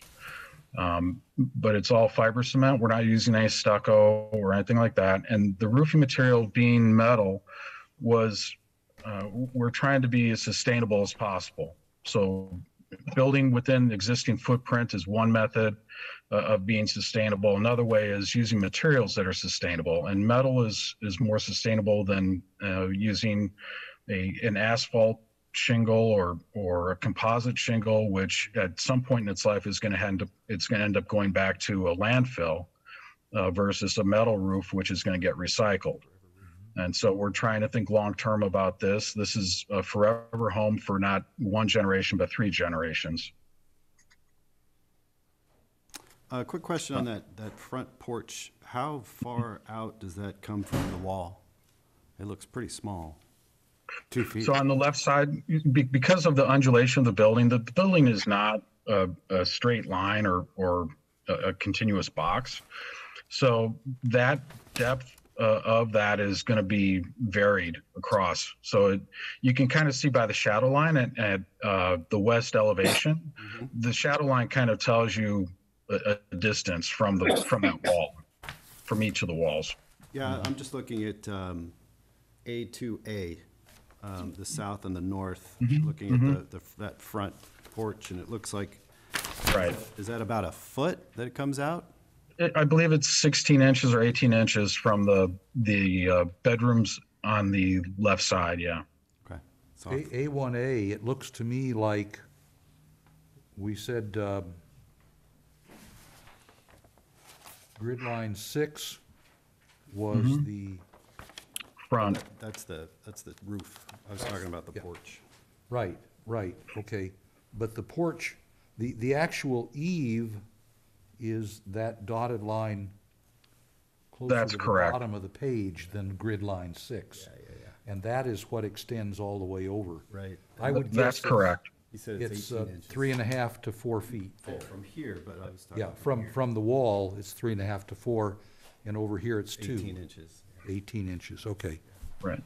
What is the pitch of the roof at that point there? Is it the same as over the garage? Yes, it is. So that's 3 and 12. 3 and 12, yeah. That's pretty shallow pitch, I take it. That's fairly typical. I mean, the existing roof at that house is 4 and 12. So it's not too different from what is there right now. So if you were looking at it from the street, and a 2-foot overhang, would you even be able to tell that it's overhanged? Yes. Okay. So I got a quick question. On A0B, you have a picture of the partial west elevation solar axis height limit diagram. Yes. You clearly outlined the height of the roof at 23.9, the ridge Yes. peak. Because the roof is at the ridge is at a different height. If you look at the roof on the right side where it meets, it's lower. It's 22 feet at that point. Yeah, So it's what I wanted 23 to point feet. out is, you'll notice on the left-hand side, you see the neighborhood property where it has it's elevated up maybe a few feet, because it's on a grade, obviously. But I don't see this same picture of the south-facing property. So just curious on what that elevation is and how it compares to the neighbor. We could do that, but Not a matter of solar access but because it's to the the south. reason why we don't have one at the south is because the sun is never going to be, our house is never going to have a shadow across the south neighbor because of the orientation of the sun. The sun comes around east, around to the south and to the west. And so our house is never going to have a shadow on the south property. No, I get that. What I'd like to see though is like a height limit diagram for that side of the house. Well, it's, I don't understand. The height limit is 25 feet and the ridge is at 22 feet. Right, the ridge is at 22 feet. the north-south ridge is 22, the east-west ridge is 23.9. 23, correct. And where's the, okay, Yeah. So, and say, so how it sits to the grade, because it sits about 4 feet above the neighbor property. right, yeah. Yeah, So this yes. would be at, this would be at Be like 26, this would 27. be at 27.9. Well, they have to say 4 feet, so 4. But yeah, it's, yeah, but it's set, Right, it's set farther back. I'm not sure you'd ever see this peak, yeah. okay?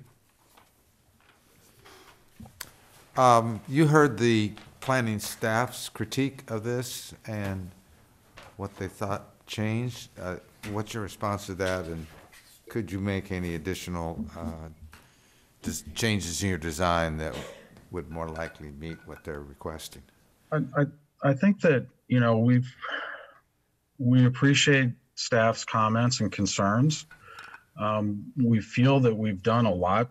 I think that our changes or revisions have been termed as minor revisions.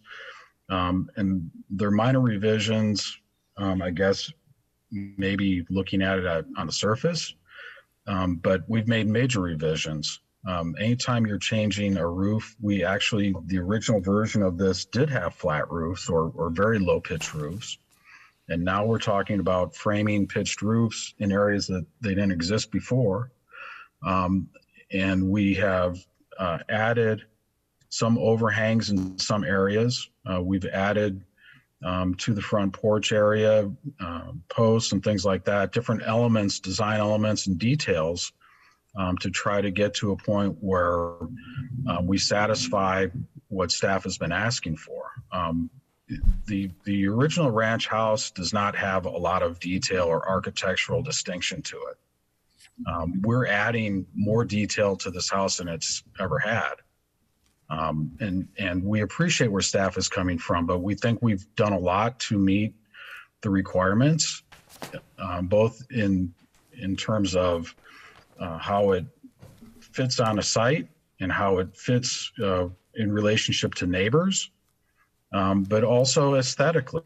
Aesthetically, you know, we've come a ways to get to a point where we hope the staff would feel that, you know, this is in keeping with the neighborhood and that we are being sensitive to what is existing and how we can fit in better. So. So you don't feel you can do more to satisfy them?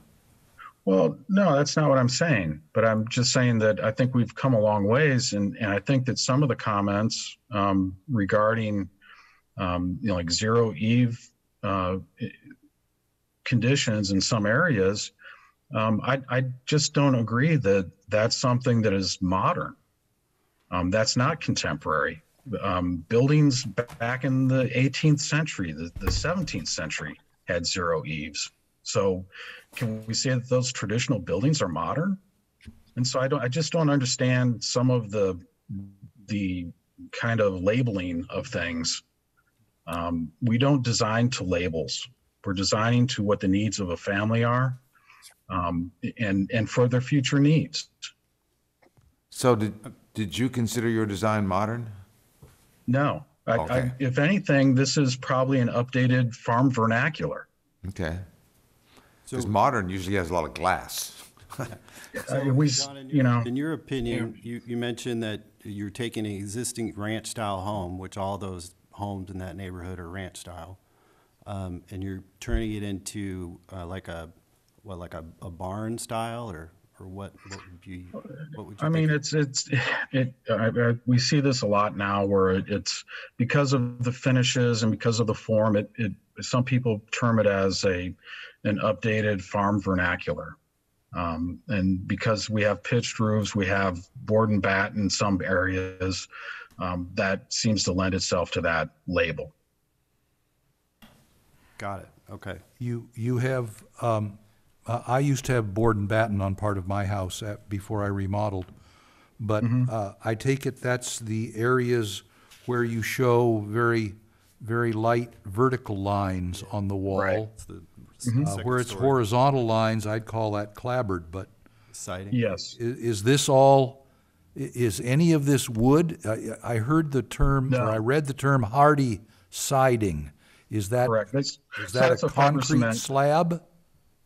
No, so hardy panel or hardy siding is a fiber cement product. So it's very durable, and it's also more sustainable because it uses some recycled materials in its production. Well, I have personally remodeled a bathroom and put in what was called hardy board. Yeah. That was like concrete yeah. drywall. So that's a backer board that is used behind tile. It's not what you have here. You have something that is smooth. It's same company, but it's a different type of fiber cement product, but it is smooth. If I can interject, this is to help answer the question. When this material is painted, it looks like wood. So it's not a natural wood by any means, but it's completely fire resistant and very durable over the long run. It's not heavy maintenance like a natural wood would be, but it gets painted and it looks like a painted wood in the end. When you say board and batten, you're talking about planks with molding between them?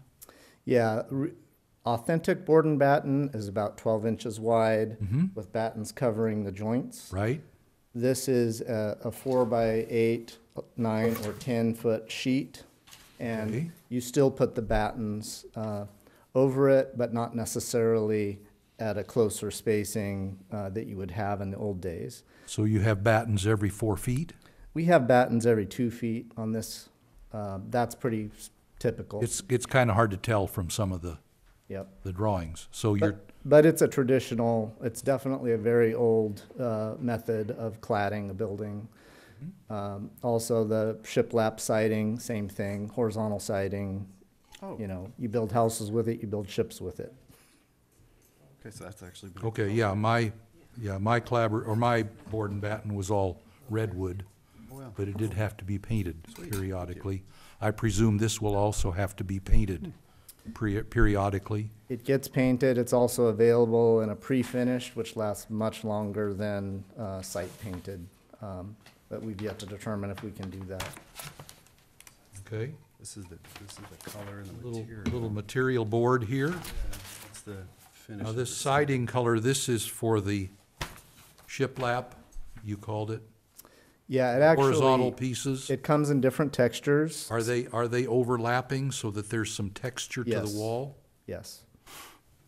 Okay. That's common. There's a lot of homes in that neighborhood that have that same sort Most of people style. don't know that it's not wood. Yeah. Well, I can see that, yeah.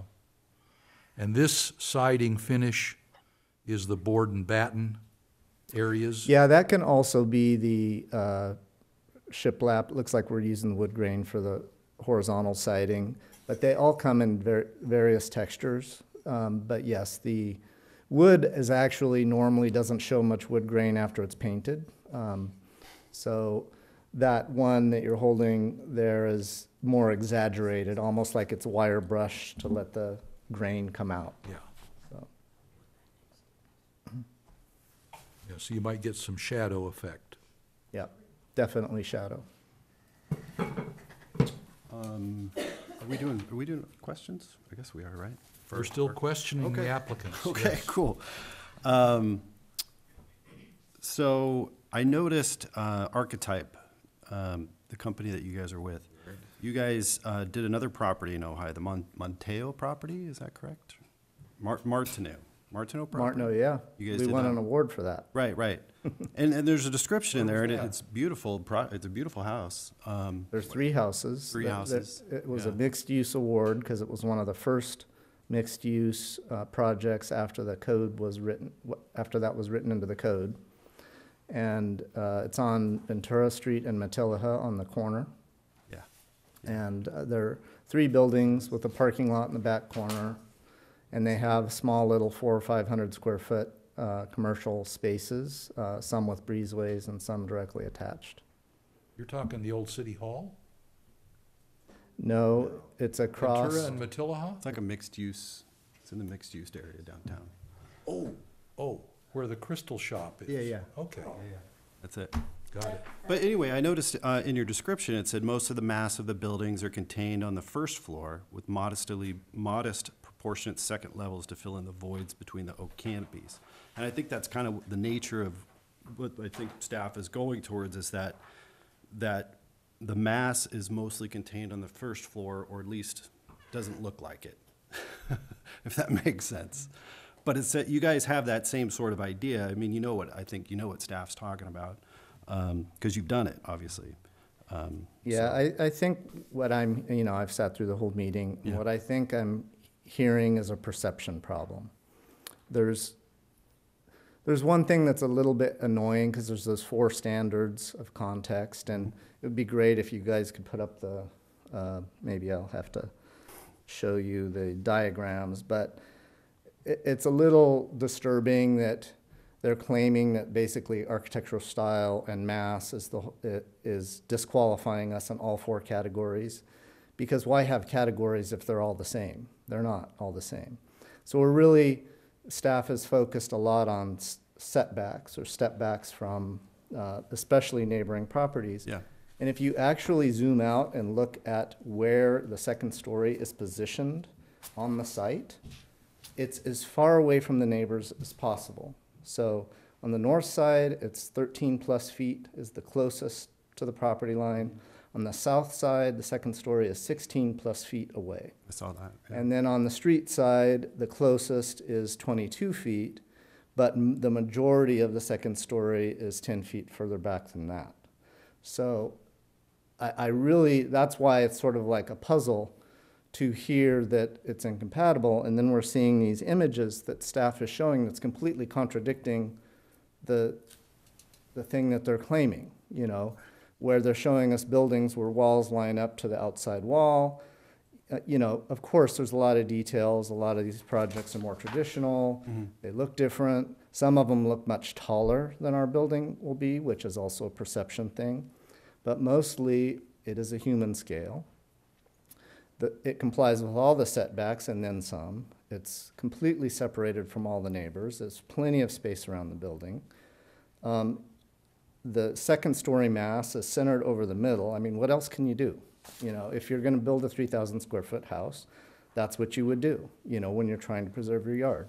So, we can argue, okay, well, 22 feet is the closest, front second story. We can argue that that's not enough, but to the client, they need that, so that's where we are with this. But there are also some errors in the staff report that reference the old design from before we made any changes, where we have metal siding, metal roofing coming down to metal siding. Mm-hmm.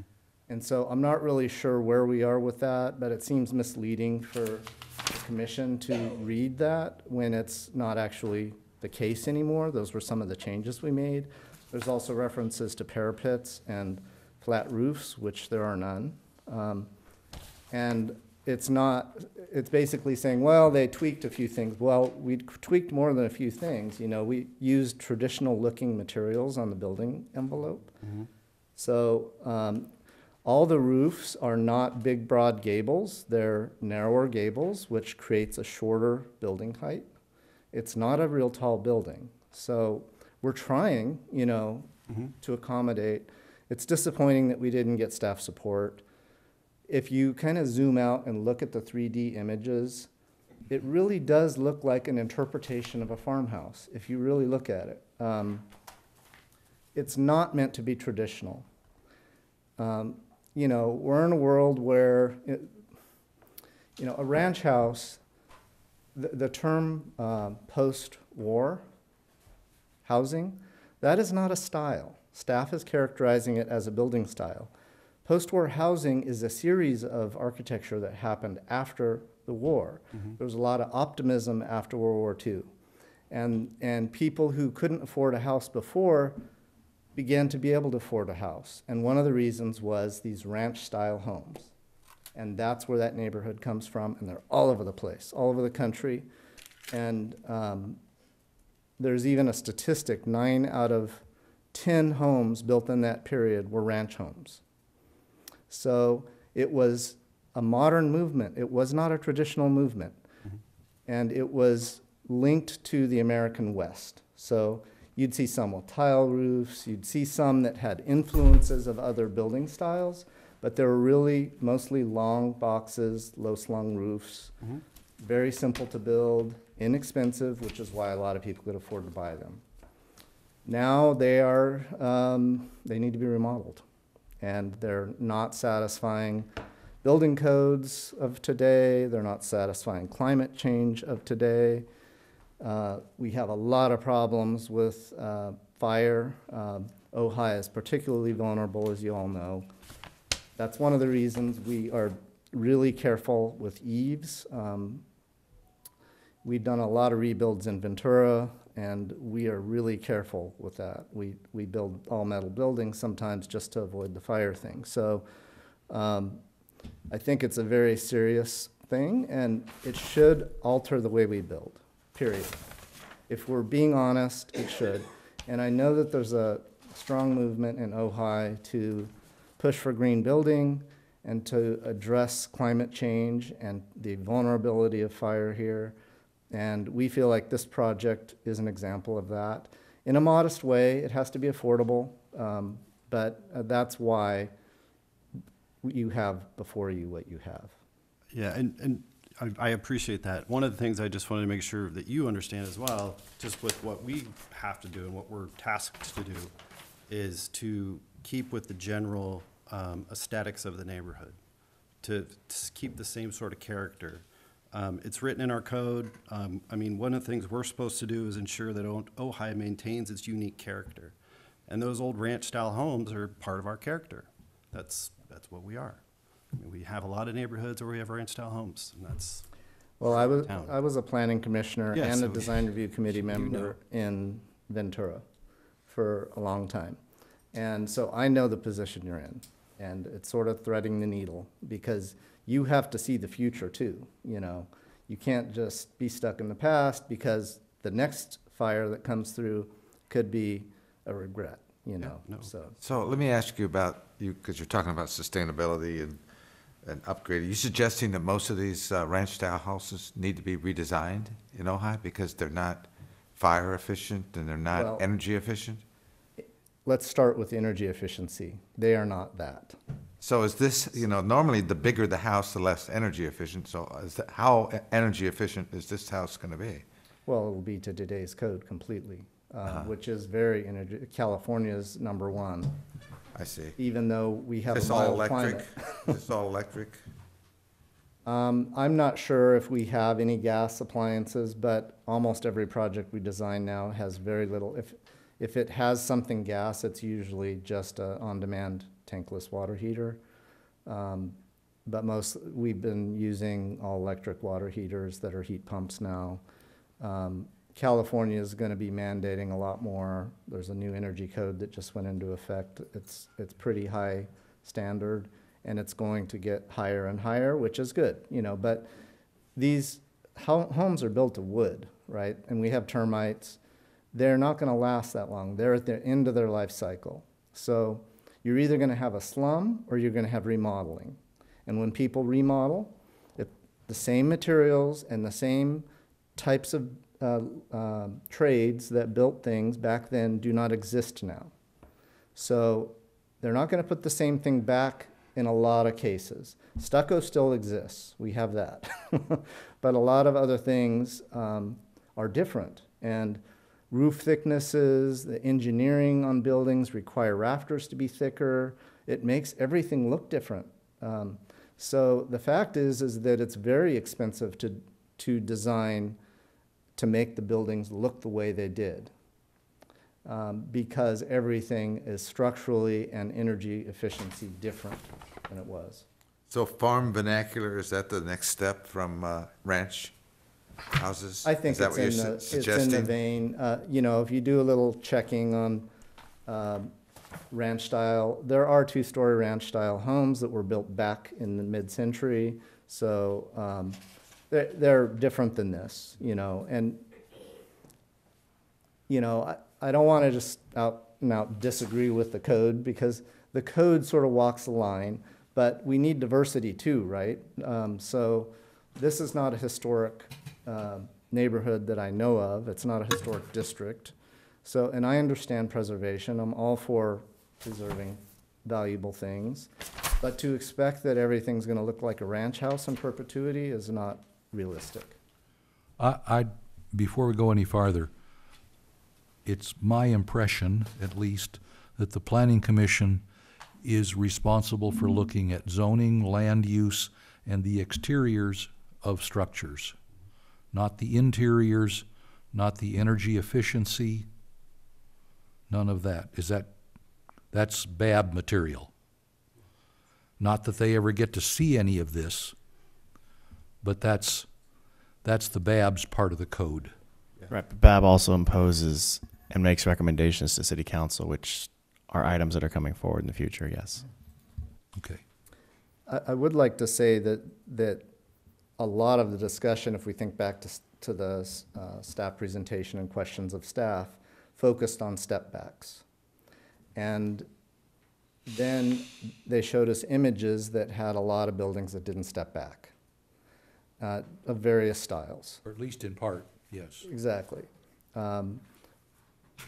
So I feel like that is a problem because you need to be able to see and acknowledge that this building is stepping back.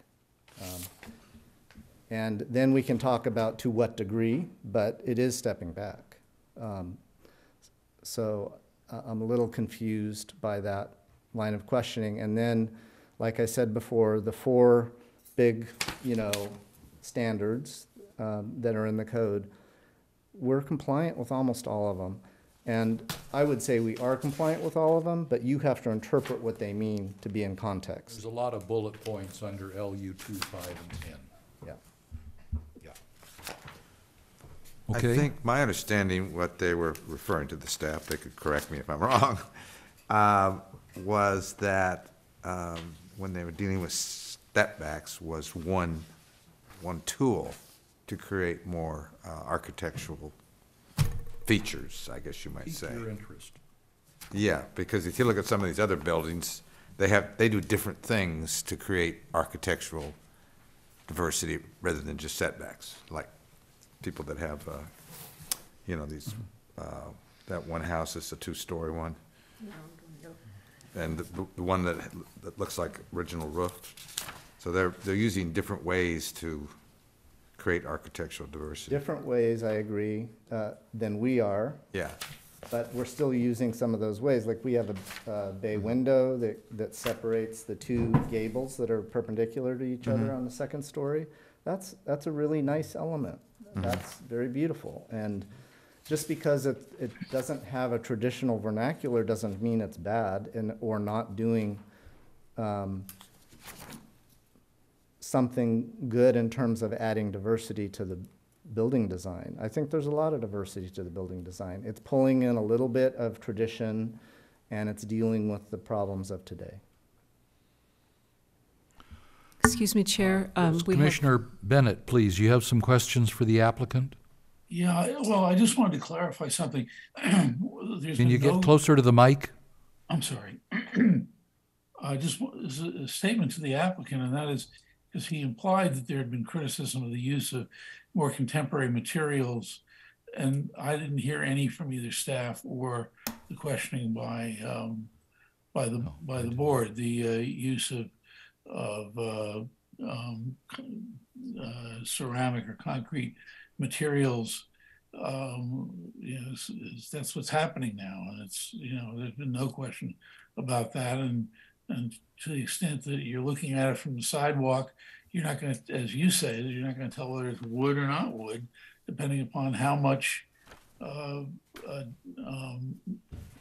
detailing the product has. And you can get it with very deep detailing, and you can have it with just shallow, flat detailing or no detailing. And that's a judgment call that you would get at another step of this process. But I just wanted to point out, we're all in favor of things like a ceramic or concrete board siding, which is, there's no question, better because it will sort of last in perpetuity. So that's I don't see a problem with that. I question, and I still must say that when I looked at the book that was put together with all your photographs and the staff's photographs and all the drawings, and then I drove down the street, I understood that this street is of a piece, and this is not of that piece. And It's all one piece. the question is, and it's a challenge. It's not a simple thing, for crying out loud. I mean, it's really not a simple thing. It's a charming street that is charming a lot because of the similarity of the design elements that are in the houses that are there. The similarity, even though they're different, and this is more different. Part of that is because it's two-story, but I don't question that you can do things that are more than two-story, but it's a challenge, and context is one of the things that we're supposed to take into consideration. And I'm not sure that this building will feel contextualized, but that's for the discussion that takes place next. Did you get what he was saying? Was there a question? Didn't hear the question. No, I don't think there was a question. Mr. Bennett? I think he was saying he didn't think, it was questioning whether this I was was in taking the issue same with context the of question, the other with buildings. I'm sorry, with your assertion that the materials that we were somehow critical of the materials being used, and that and I didn't hear that in anything that was said. Understood. Okay. I guess if I were in your position, which I have been before, I would be looking at what's happened to other neighborhoods that have grown up faster. This neighborhood's slower to grow up, to have 2 stories or to have extensive remodeling. There's the house down the street at 1221 Ayers that is a complete departure from what a ranch house is. I'm not going to say if it's good or bad, but it's different. And to say that it has continuity with the rest of the buildings, I would say, yeah, it has continuity. Is it 1121? 1221? Which one is that? 2 white boxes. Upper right corner of page 4 of attachment E, which is A0C. And these pictures of these homes in here, these are the ones that you have provided? Correct. Your team? Okay. Correct. And actually, well, we're on it. 20 Ayers, yeah. If you look on the middle left image at Sunset Place, that's about the same step back from the garage to the second story that we have. That's a similar arrangement of something that has already been built. Yeah, and that one I think is entirely over the garage, right? It does step back, but it does have that pop out also. So that portion of the pop out is probably over the garage wall, which we don't have that situation, but. Sunset Place on the left there, second picture down. Second row left, yeah.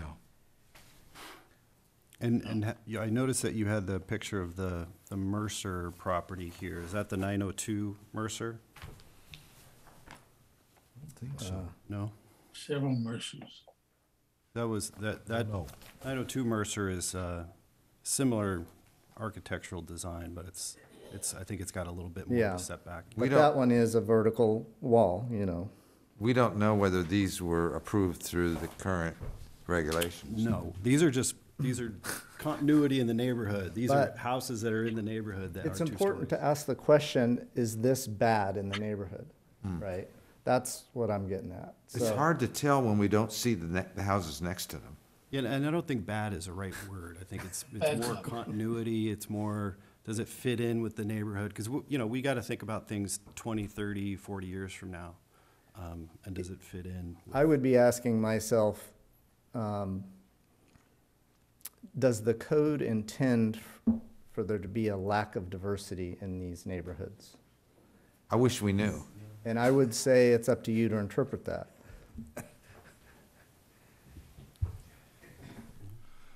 Any more questions for the applicant? All right, thank you very much, sir. Thank you for the Mr. conversational Fenske. nature of this meeting. I appreciate that. And owners, thank you for your time. We're going to move now and open the public comment portion of the public hearing. If I can interrupt you real fast, thank you. I want you to know that there were 7 public comments prior to tonight's hearing, and the commission should all have been notified of them via email Got and them all. in your packet. Yeah. If I recall the count properly, there was one neighbor who was opposed to the project, and all the other emails that I saw were in favor. Yes, that's correct. Okay. Anyway, our first speaker is Kathleen Richards. I have 4 cards here, by the way. If there's anyone else who wishes to speak on this case, we'll talk to you after we get through these. I'm going to remind the public speakers that they're going to have 3 minutes, and a noise will happen at 3 minutes. And what? A noise. A noise, a buzzer will happen at 3 minutes. Oh, okay. But we and- can ask questions. Standard, yeah. Yes. When the time's up, we can ask questions, I think. Yes. Good evening, planning commissioners. I'm Kathleen Richards. I live at 1202 Ayers, which shares a property line. I'm on the south side of the proposed structure. And I just wanted to make a couple of comments in regard to things that were said during the hearing. One is that you were asked to look at the applicant's photograph of 1221 Ayers, and I want to point out that that photo was taken about 5 years ago, and that I have provided you with today's look on a separate sheet. It's shiny paper, and today it's pretty much covered up by a hedge at the sidewalk. So it's not as obvious a quote modern structure as it was when constructed. Also, I would like to say that I mostly agree with the staff report. For me, living immediately adjacent to this project, it will be a very large mass hovering over my property, because my home is 4 feet below the home in question. So when they have a 23-foot roof line, it's 27 feet above my house, which is coming close to 3 stories. Also, the comment was made that the window, I'm requesting, and you have information from me, I'm requesting that all windows facing south have a lower sill that is 6 feet above the floor. And that's so that it protects my privacy, because this very large structure is looming over my backyard.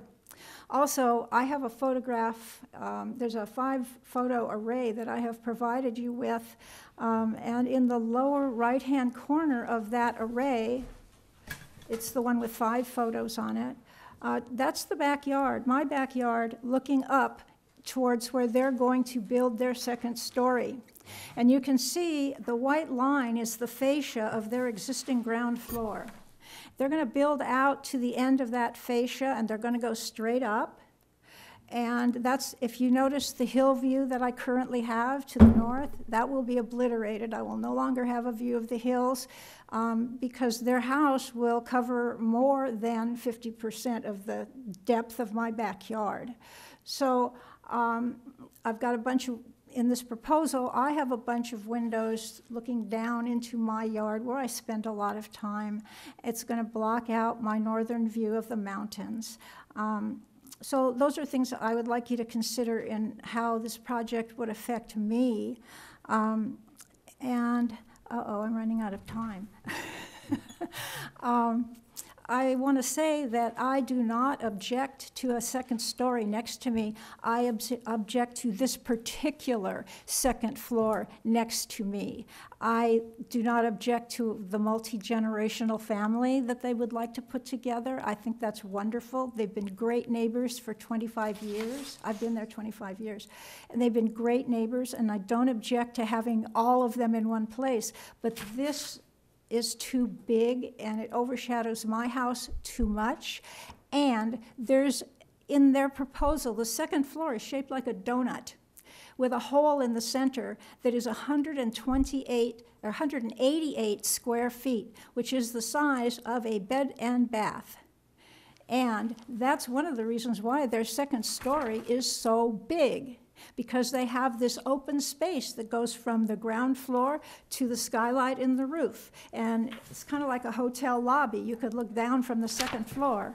And so they're giving themselves a lot of space, but that space is being taken away from the neighbors. So I would like to see a design that perhaps makes a more concise use of second story space. Thank you. I think, let's see. We need to move on. I got a couple questions. Great. If you have questions, let's ask Have some questions. your map here. So this, Yes, can you see it? I know, that's my. You know what it is, so. Yes, Okay. That's looking from your driveway out? Yes. Oh, okay. that's looking from my driveway up at their house. And then this is from your backyard, and that's their roof right That's there? correct, Okay. yes. So, okay. That's the side of the garage. Yeah, so the roof would be up here. No, it can't be the side of the garage. We've got, That's a horizontal line. we've got a horizontal and we have a slight that's angle. theirs. What's the title of the picture you're looking at? Backyard, looking north at 1206. That's the Okay. back of the house. So that's my backyard, looking north towards the mountains. 1206, you see a horizontal white line there? Yeah. That's the fascia of their existing roof. Right. And so it'll be how much higher? So it'll be It'll be a second story Above built the- from okay. along the entire length of that white line. That's going backwards towards the back of the property. That second story will also cover going forwards towards the street. And that space that I'm referring to that will be constructed there will have 5 windows that overlook my property. So this, looks like though, okay, I see. I see 3. And then your house is to the right of theirs. My house is the green one, their house is the yellow one. And that's the same thing over here. Okay. I just wanted to get Not a 5 sense of windows things. overlooking the No, property. not 5, 3.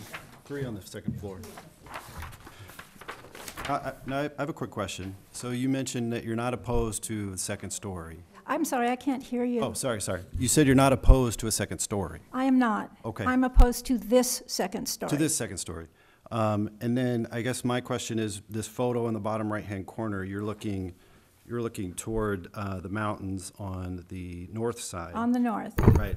But you still have a view of the mountains behind your house because I it's all have a view to unobstructed. the east. Right, to the east. So you Right. have the east.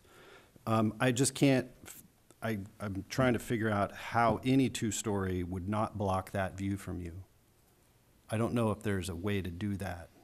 So if you have some of that impeded, are you going to be opposed to that? I'm sorry, I didn't hear that. If some of your view to the north is restricted, because I can't see where any two-story building is gonna, Going to fail to block the view. yeah, Oh, it's the gonna block your view. Somewhat, yeah. So I guess my question is there any design that would that you would be okay with that would block some of that view?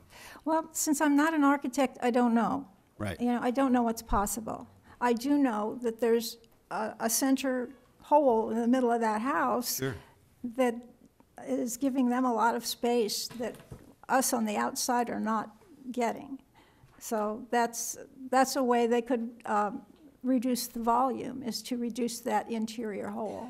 So has the architects or the neighbors reached out to to talk to you about how they could No. theoretically redesign No, I've it not based been on? contacted by any Okay, from okay, there. okay. Thank you. And has the architect seen the letter that you supplied to us?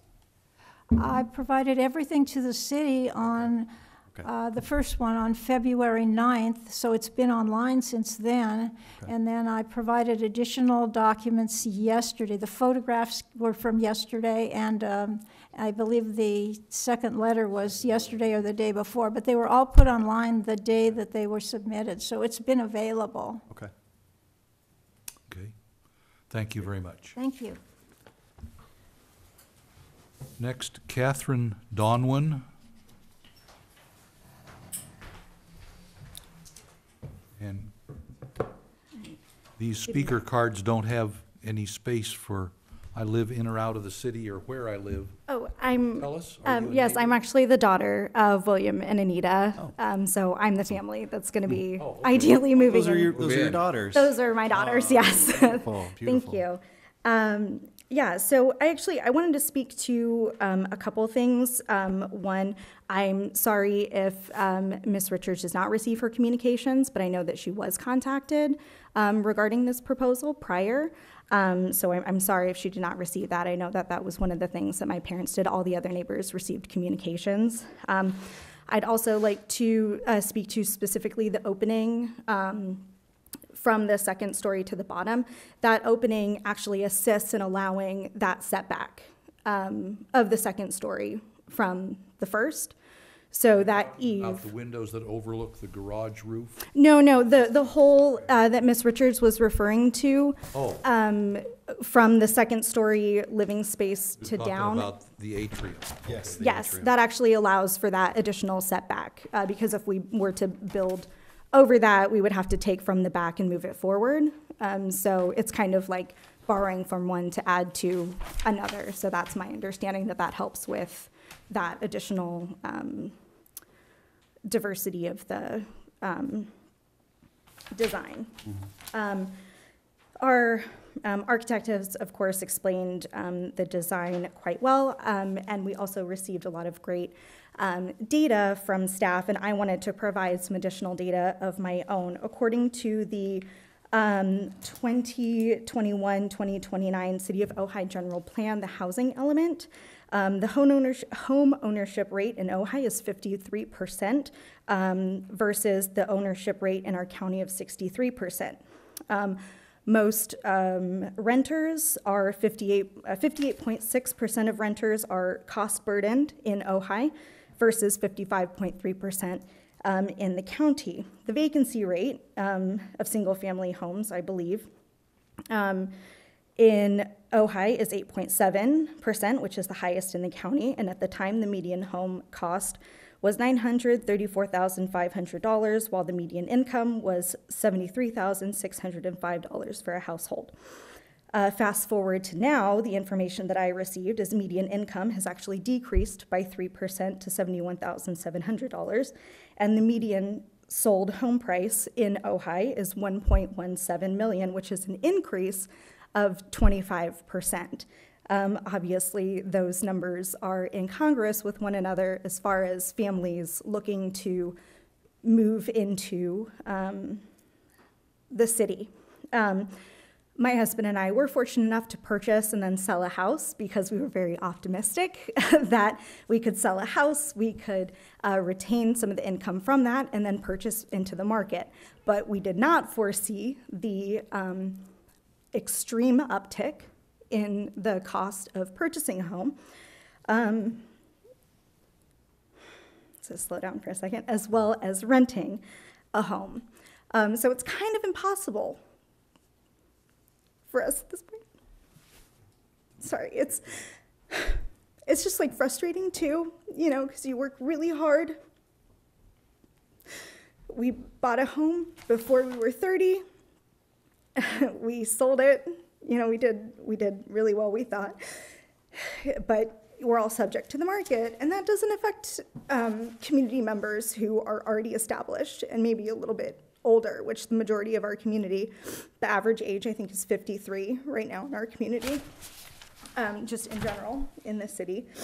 And regarding rents, you know, why couldn't we just rent somewhere else? We're in an extremely small space right now. Why don't we just rent somewhere else? Well, the cheapest rental that I could find is a 1-bedroom, 1-bath for $2,495, which is almost double what we're paying now. For a home that we could make work, say a 3-bedroom, we're looking at a rental of $3,250 per month. If we wanted to look at a 5-bedroom, which would be more comfortable for a growing family that we could stay in for an extended period of time, the minimum is $9,600, capping out at $22,500 in Ojai, which leaves us little to no options to stay in the community that I was born and raised in, for my children to grow up here. And there's also a lot of talk of preserving the integrity of the neighborhood and the quaint village aspect of it. Well, I believe that communities are defined by the people who live there. And I was fortunate enough to grow up on that street. It would be amazing for my children to grow up there as well. If we had other options, we would be happy to explore them.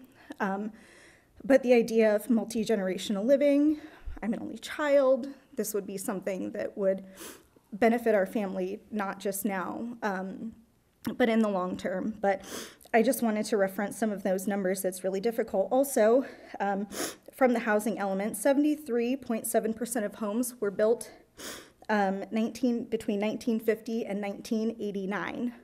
73.7%, which by the information or feedback we've received from staff would imply that almost 3/4 of the housing stock in Ojai would be non-upgradable, that you wouldn't be able to change the style of the home, which seems a lot and limiting. Also, the fact that this is a 2-story project versus a single-story. There are plenty of single-story homes. The one on the block has been referenced many times, but you can go into older neighborhoods, like if you're going down Drown, Signal, Lion Street, any of those where a lot of the homes have been changed and upgraded or in many different styles and are much more highly trafficked roads than our dead-end street is.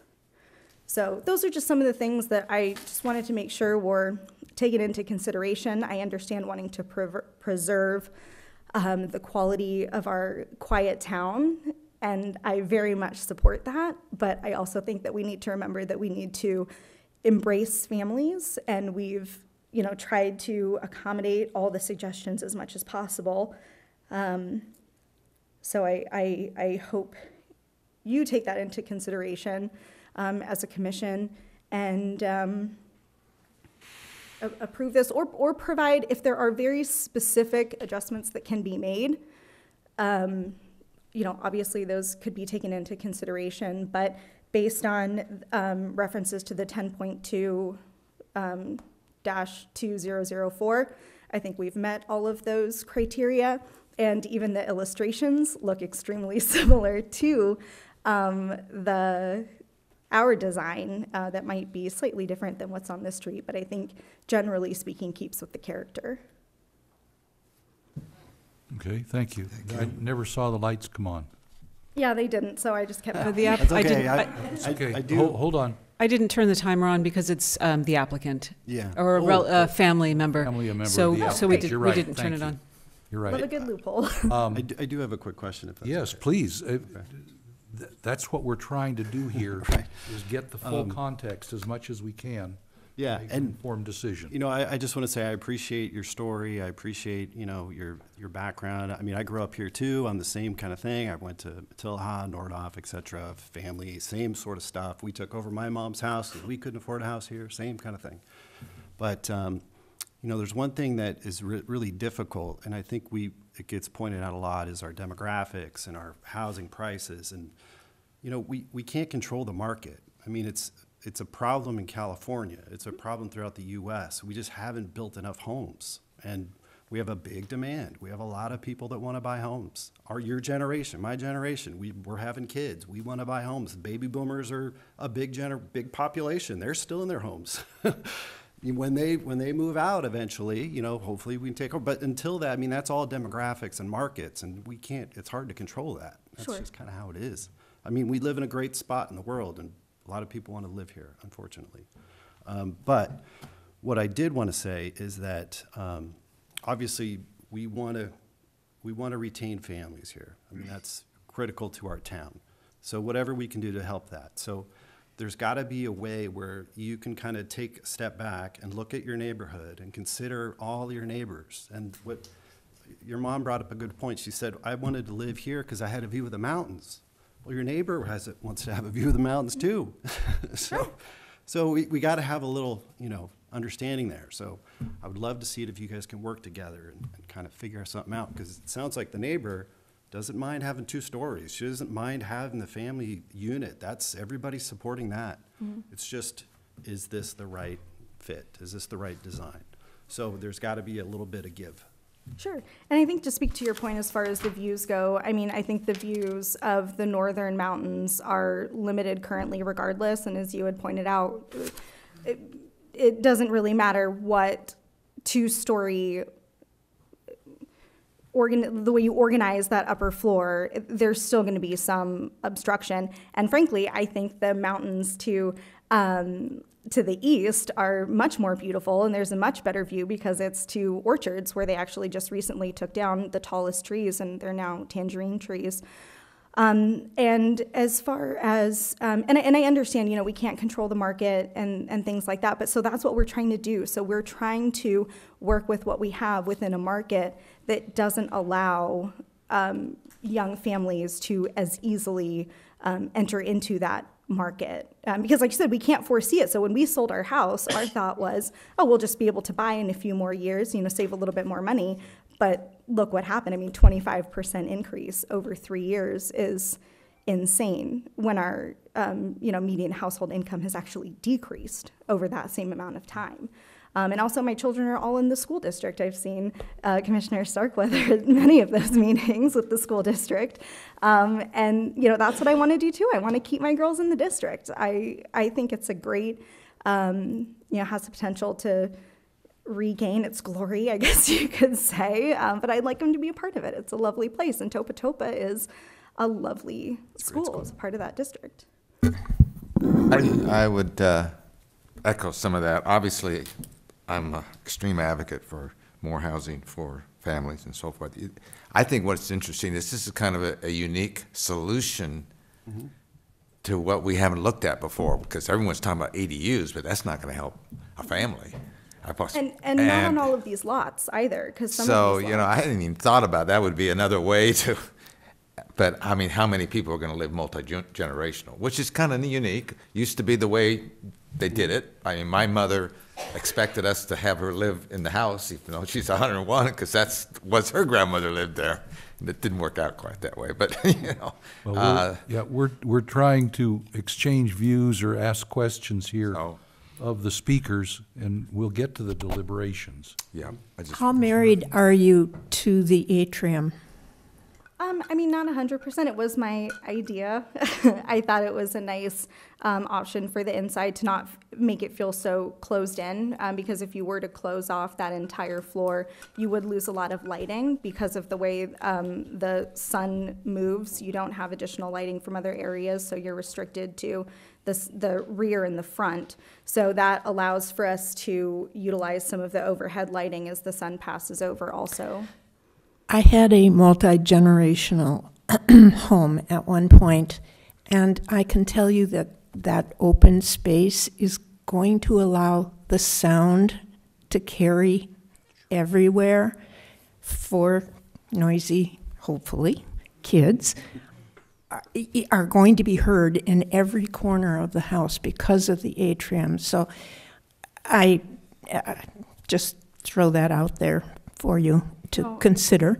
Yeah. I also am wondering about that window that is not 6 feet up on the second floor. There's a window. The rear bedroom. Yeah, that would overlook your neighbor's property. Can't that be changed to a? You're talking about this one here? I think that's an egress. I think there's a Well, fire. there is another window. Yeah, but I don't think there's a way to get out of the bedroom if there's a fire. Yeah. You have And to then I have think one of them is also a bathroom window as well, which is a little higher up and smaller. Yeah, and we'll it's, continue. the in the bathroom front is not bedroom an have a issue. high It's, sill it's the, on the it's south the side. one that overlooks the property.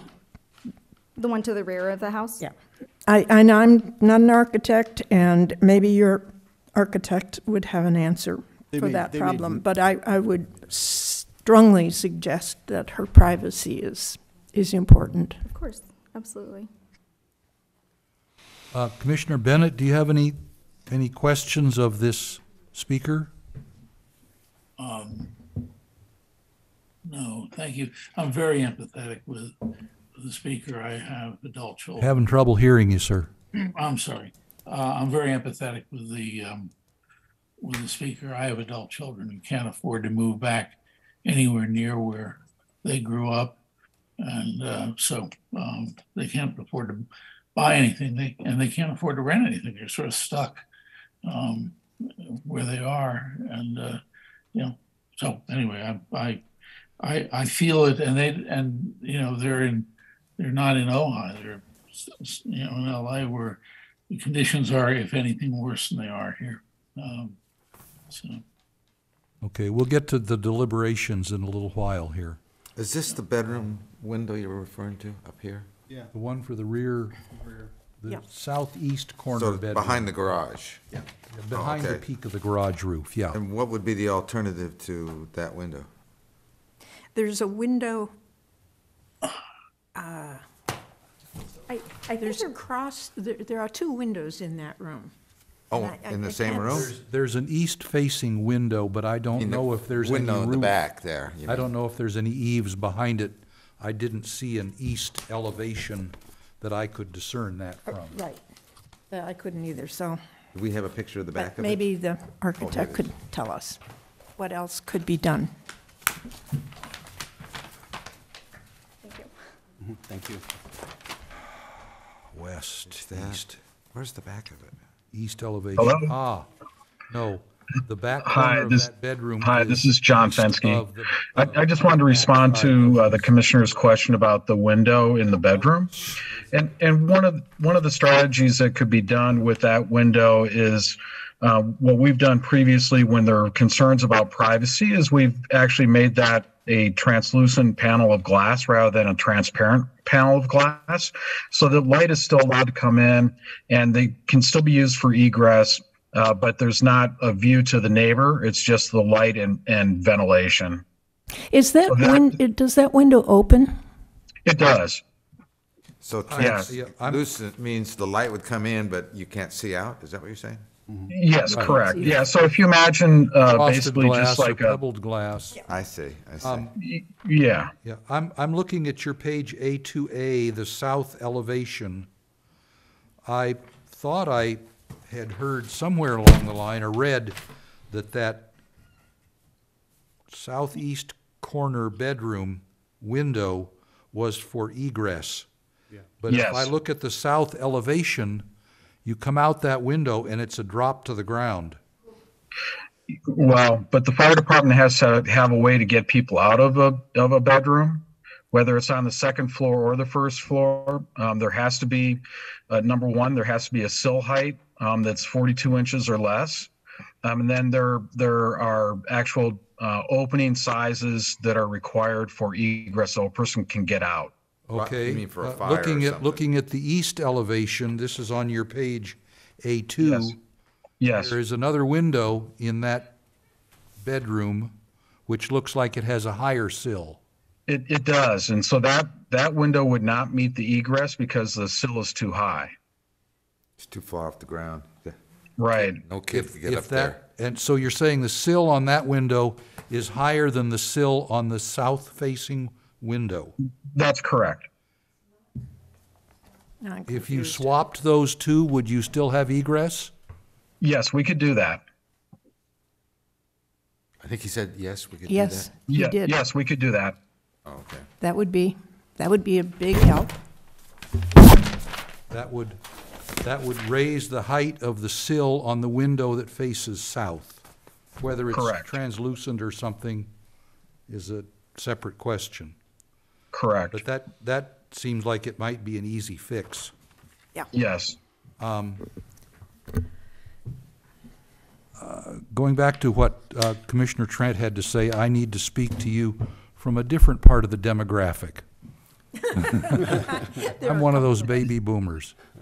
But in fact, your 73% of the housing doesn't count mine because mine was built in 1930. And there are 4 houses on my block that are all built in 1930. We, in fact, live in the house that my wife grew up in.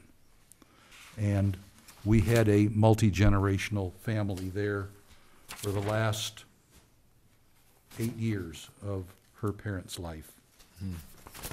So I'm sympathetic to that.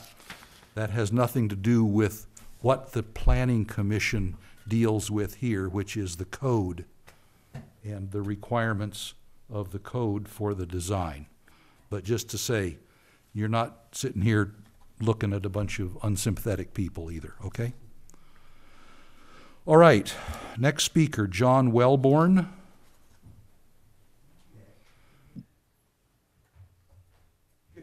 Are you also a neighbor? I am a neighbor. I've been a neighbor for 25 years, 26. They actually beat us to the neighborhood by 6 years, so they've been there about 31. They are the most wonderful neighbors you can imagine.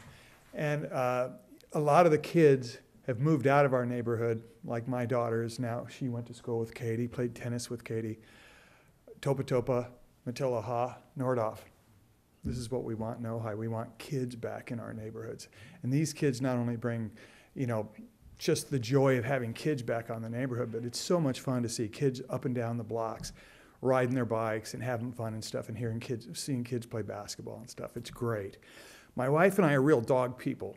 We walk every morning. We walk for probably about 45 minutes to an hour all around the neighborhood. And we go down Ayers, turn right on Pleasant. We go down, You go as far as Daly? We do go to Daly, we do. We go all over. And I got to tell you, some of the things I really love about the area, and there are a lot of these ranch houses like my house, but I love diversity. And when we go by, Joan and I are always going, that is a cool house. And it may not look exactly like all the ones right next to it, but when we look at it, I go, that's a good looking house. But we don't go, wow, it's a ranch house, or it's just, because I don't know anything about architecture, but I just know that it looks beautiful in this neighborhood. We have 3 or 4 houses in our neighborhood where the people don't mow the lawns. The grass is 3 feet high.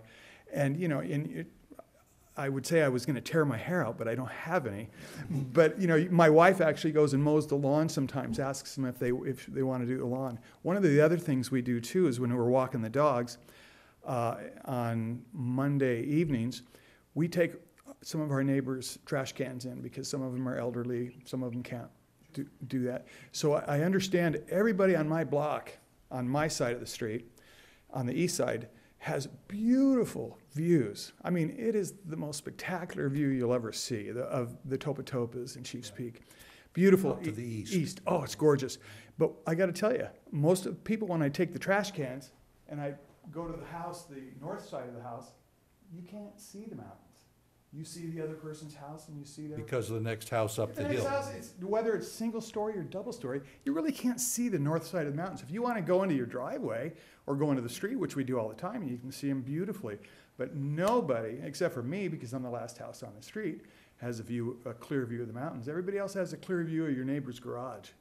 So that's kind of the reality of that. One of the other things is, I've been to a lot of these rent. I know the situation in Ojai is so difficult right now with renters and young families and stuff like that.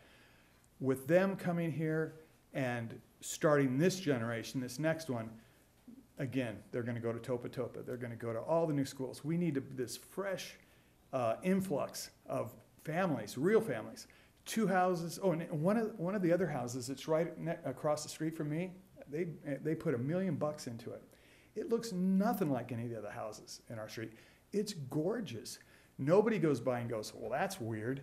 They look at it and they go, that is fantastic architecture. Because it is, it's cool. It looks like more like a New Mexico type house. It's all stucco and beautiful and square and modern, but it looks beautiful.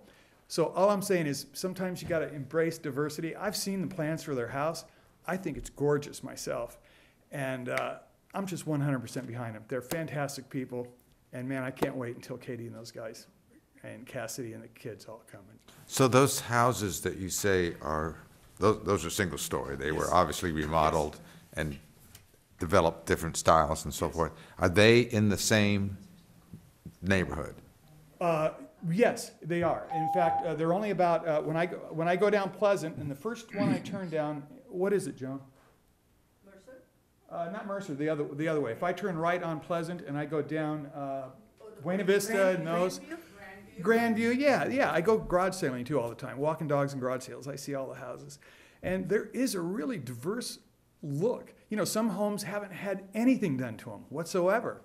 And then others have spiffed them up and made them look unreal. But I wouldn't say they look into a cookie cutter. When I think of cookie cutter, I think of all the houses looking the same. I love diversity, and I think it looks fantastic. And I go around our neighborhood, and I see 2-story houses, single-story houses, and I understand, you know, everything that goes into that. But I've seen the design, and I myself just think it's fantastic. And I think the design is the way it is because they got to put 6 people in that second story, and I'm looking forward to it. But I think the design is made for a large family, and that's why the design is designed the way it is. And I know these people they're nicest people in the world. They'll do whatever they have to do to accommodate and do that because that's just the kind of people they are. Thank you. Thank you so much. Thank you, sir. Next, Kathy, is it Lyle? Is that correct?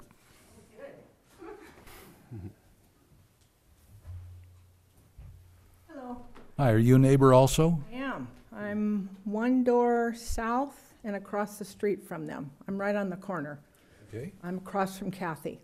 When she talks about blocking views, there isn't anything in city rules about size of trees that people put in? Is there? No. Well, No, there's not. She put in huge trees, and they blocked my view of the Topa Topas. I moved in '96 when John moved in, and my view is now blocked with her trees. I can't see the Topa Topas. I used to see them.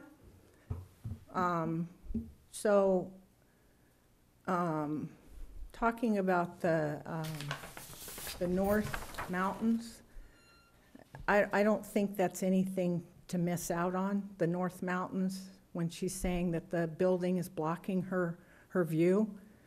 The east is what you want to see. You've lived here all your life. The east is what you want to see. You don't want to see the North Mountains. That's where the fire came over the hills and we evacuated. You know, that's not what we want to see. We want to see the East Mountains. So, like I said, my view's been blocked by trees. It was great. I could sit in my backyard and see the Topa Topas. I can't anymore. So, That's the nature of trees. I know, but, you know, they're wonderful people. I think diversity, like John said, is a great thing. You know, ranch-style houses, it gets old. I'd love to do something with my house. I can't afford to do that. I'm lucky I'm by myself. I bought my house, I paid off my house, and I think that's a great accomplishment in Ojai. But I did that in '96. I couldn't do that now. there's no way. There's no way. And I was one of those people that came, I got stuck in San Fernando Valley, and somebody told me about Ojai that I worked with, and I said, this is where I want to live. And I love it. You know, I see you come from Ventura and see the topa-topas, and it's just a calming effect. It's just a calm, I'm so lucky to live here. And I'm very thankful to live here. And like I said, you know, I think the houses need to change a little bit. I don't think they all need to look the same. They just, you know, I don't see any reason to keep them all ranch style. Ranch style to me is old-fashioned. I grew up in a ranch style house. I think diversity is good. So, thank you. Thank you, ma'am. Is there anyone else here present who wishes to speak? Who has not already spoken? She doesn't have a card. She does. No card. Please come forward and identify yourself, ma'am.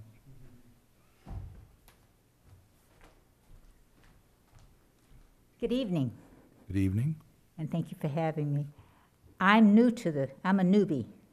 I've been in Ojai for 6 years, almost 7 years. And I must say, I am their neighbor across the street, catty-cornered. And they were one of the first people that I met when I moved in. Wonderful people, and it's so great to have children come and visit and all. And it would be nice to have children in the neighborhood. And there again, we're talking about views and what we see when we look around our neighborhoods.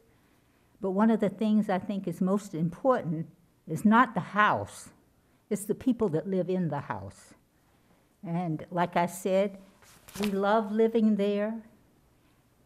Our yard, we just messed up our yard because we had tall things and all growing. We had to cut them down because of insurance purposes. And that is another thing, too, with the materials and all you're talking about. I think it's very important to get some new materials. So think about it. Just think about it. And I know you have rules to follow, but sometimes you have to follow your heart.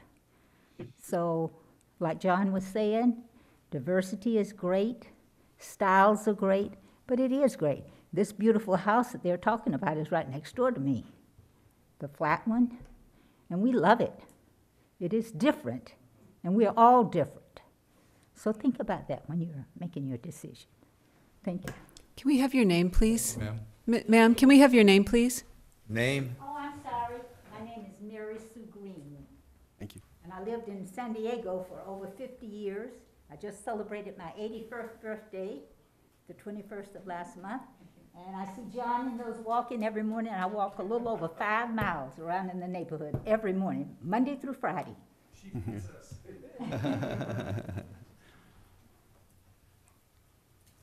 Okay, Sherry, is there anyone online with a hand raised wishes to speak? No. All right, then we're going to close the public hearing and deliberate as a commission. Where's it got to Oh. Before you do that, if I could just say 3 random things that I just want to remind the Planning Commission of before you start your deliberations. First of all, the code allows for 2 stories. And staff's recommendation is not to deny 2 stories. It's to deny the 2nd story as it's designed. And there was a comment made regarding houses that are old and therefore can't be redesigned. And as the commission knows, that's just not the case. This neighborhood is unique. There are a lot of neighborhoods in Ojai that are unique, and some of them are unique because they're very eclectic, and every house is different massing, different style, different heights, different setbacks. This neighborhood isn't. This neighborhood is unique in that the houses are all very similar, and they're all low-lying, and they're all ranch-style houses. So that's what makes this neighborhood unique, and the code speaks to context and compatibility. There's one more thing. Code would not prohibit a 2nd story in this neighborhood, though. That's correct. Okay. That is correct. And then the last thing I wanted to say is that, it was regarding the public comments that staff or the department received and forwarded on to the Planning Commission.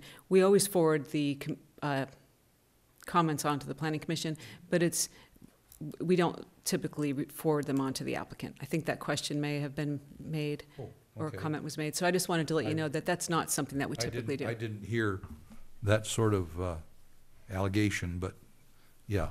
Okay. I would expect that we would get all the information, and that to the extent it's possible, it's put online so the public can see it all before the meeting. Yes. But we got several of these messages in the last 2 days. Right.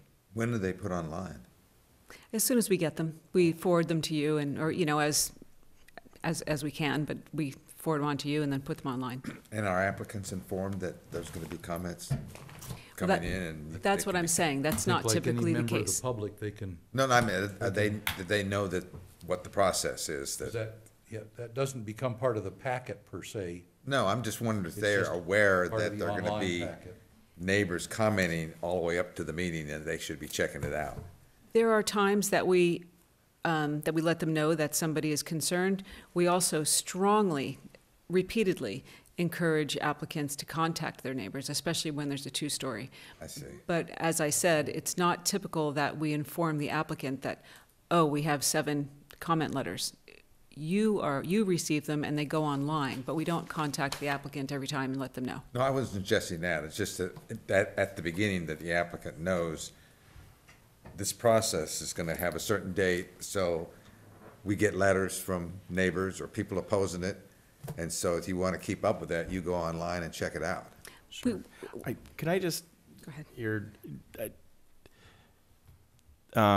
One of the things that happened as a part of meeting with the property owners as well as the architect, everybody that's come up and spoke, we had asked for them to go out and farm this design out to the community.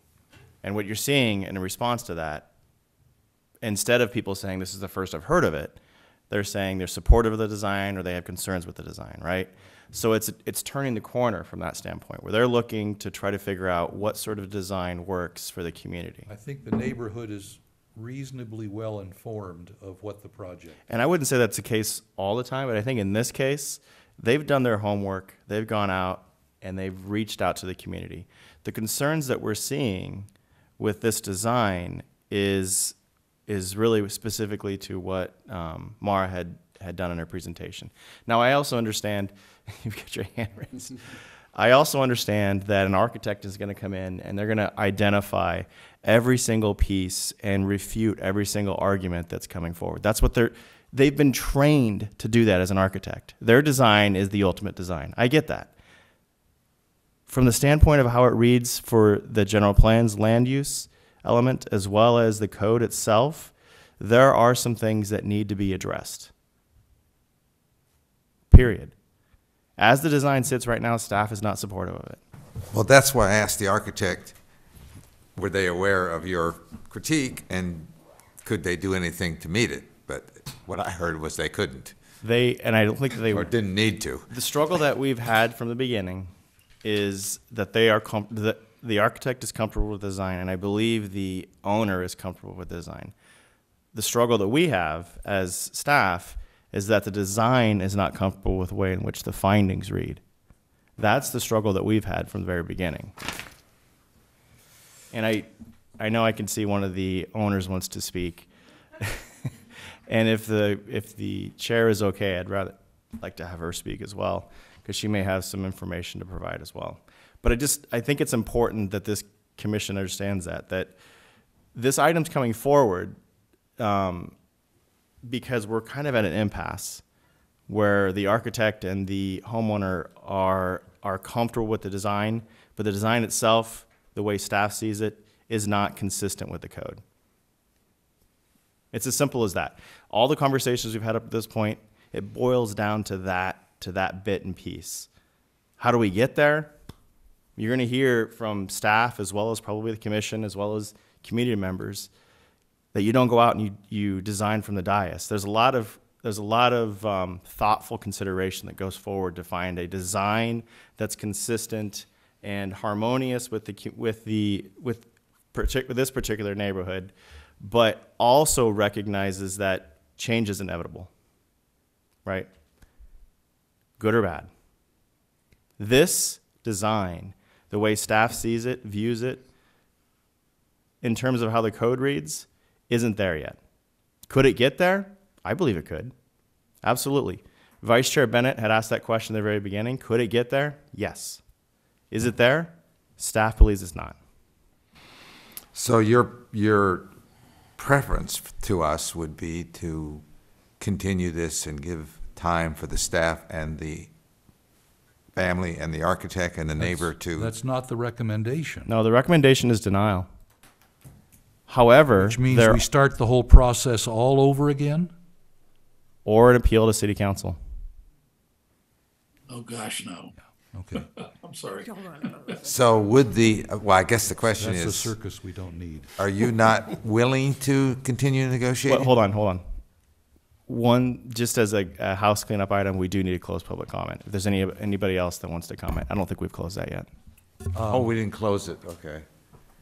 No, we don't typically have people speak more than once during the public hearing, but this is the applicant's family, so please come forward and try to be brief with your comments. It was a question, but something I just specifically with the codes that are being referenced with the 10-2.2004, the context, it is not a contemporary home. That requirement has been met based on the design of the farm vernacular.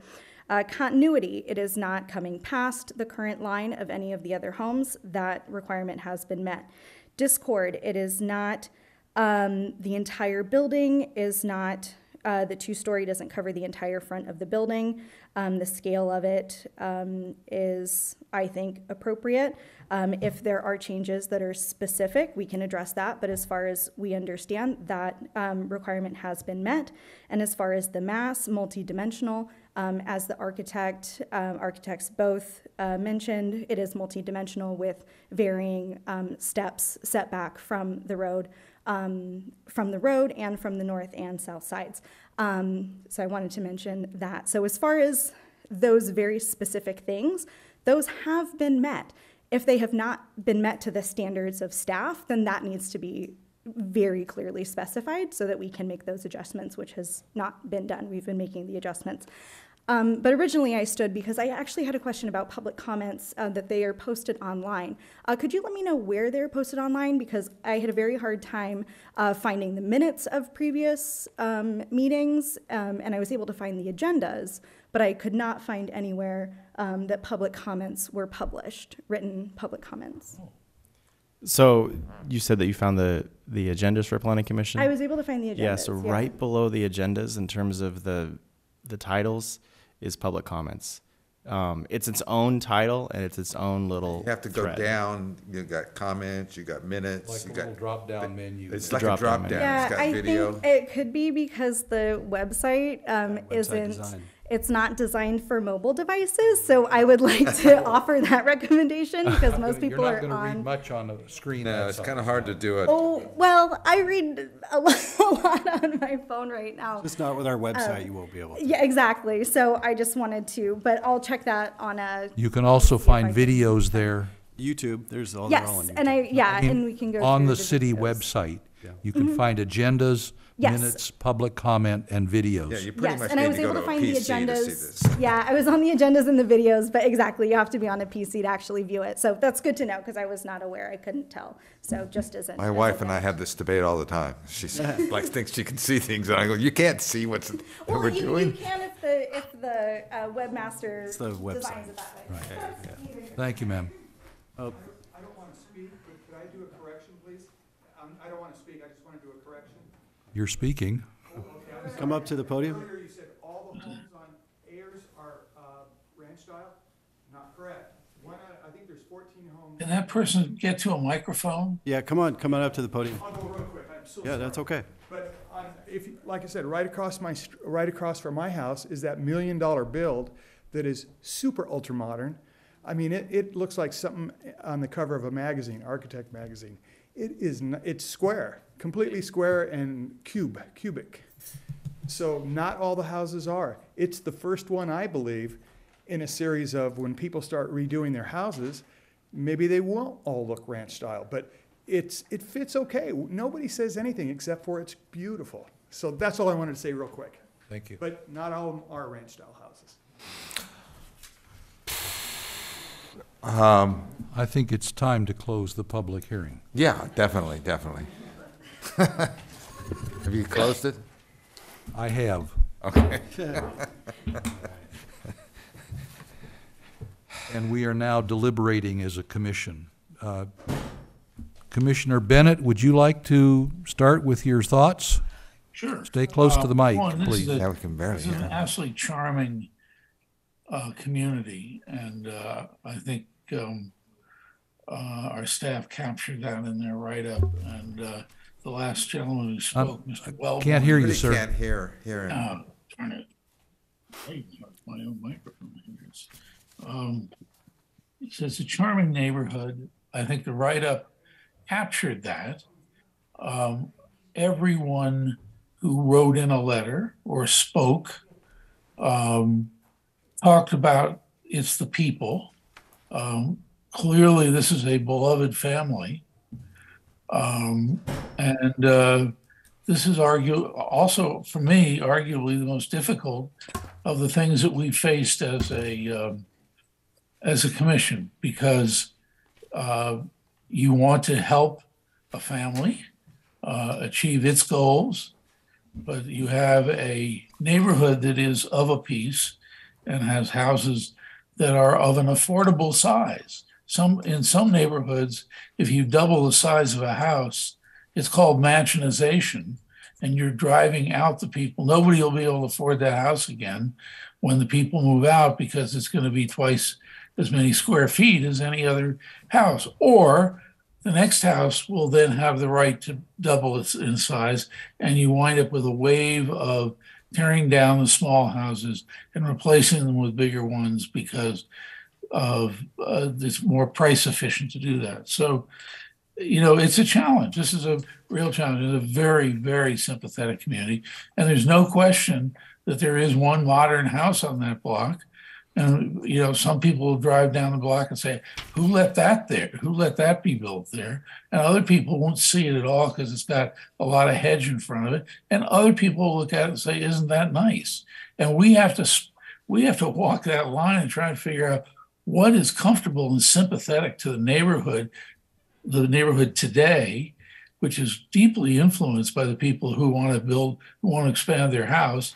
If these people were nasty people, everybody would be out with a pitchfork. Everybody is very sympathetic with them, and taking a house that's 3,600 square feet or whatever it will be, and putting it into a neighborhood where everything is one half that size can be challenging, and it's going to be hard to do it. And I am pleased that the staff believes that a two-story house in that neighborhood can render sufficient interior space if it's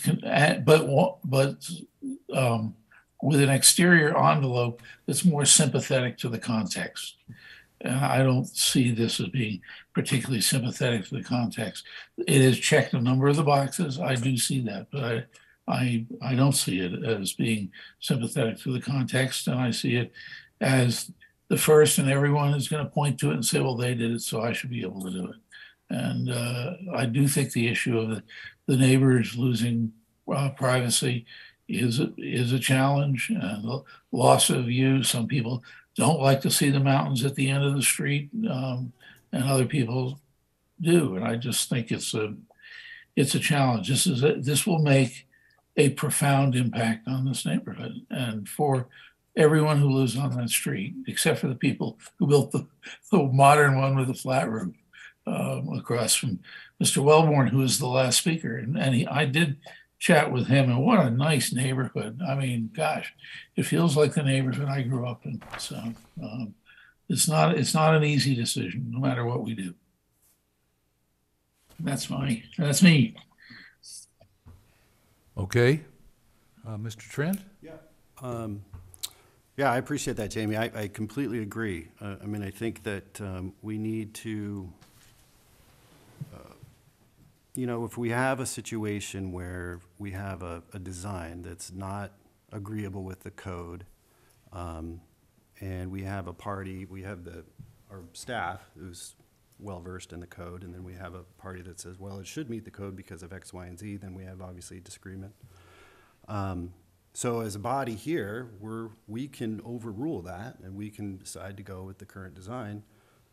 What I'm afraid of, as Jamie pointed out, that sets a precedence for people to say, well, why can't I do that? And well, the code doesn't really matter, because these people did it, so I can do it too.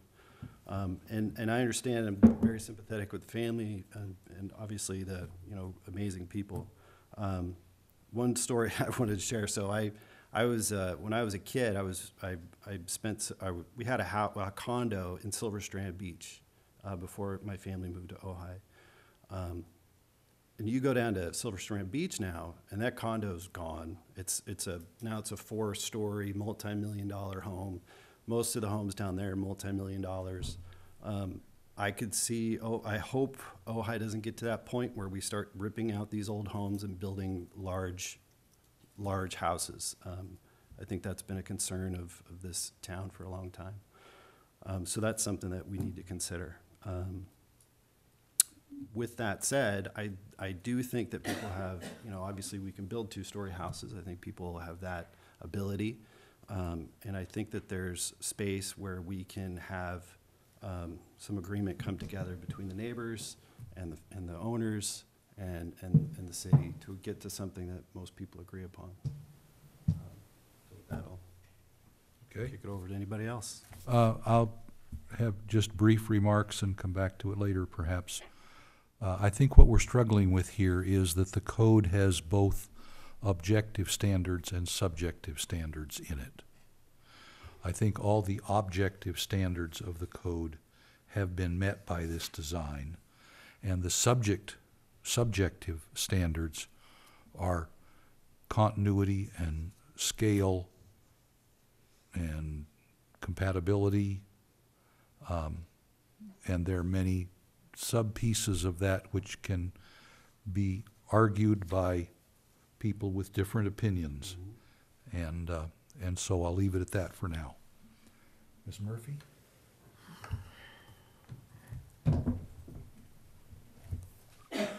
This is tough. I am very sympathetic to the family wanting to do this. I am also concerned about the neighborhood, and particularly the neighbor to the south. As long as she is okay with a 2-story house, that's the end of the view to the north.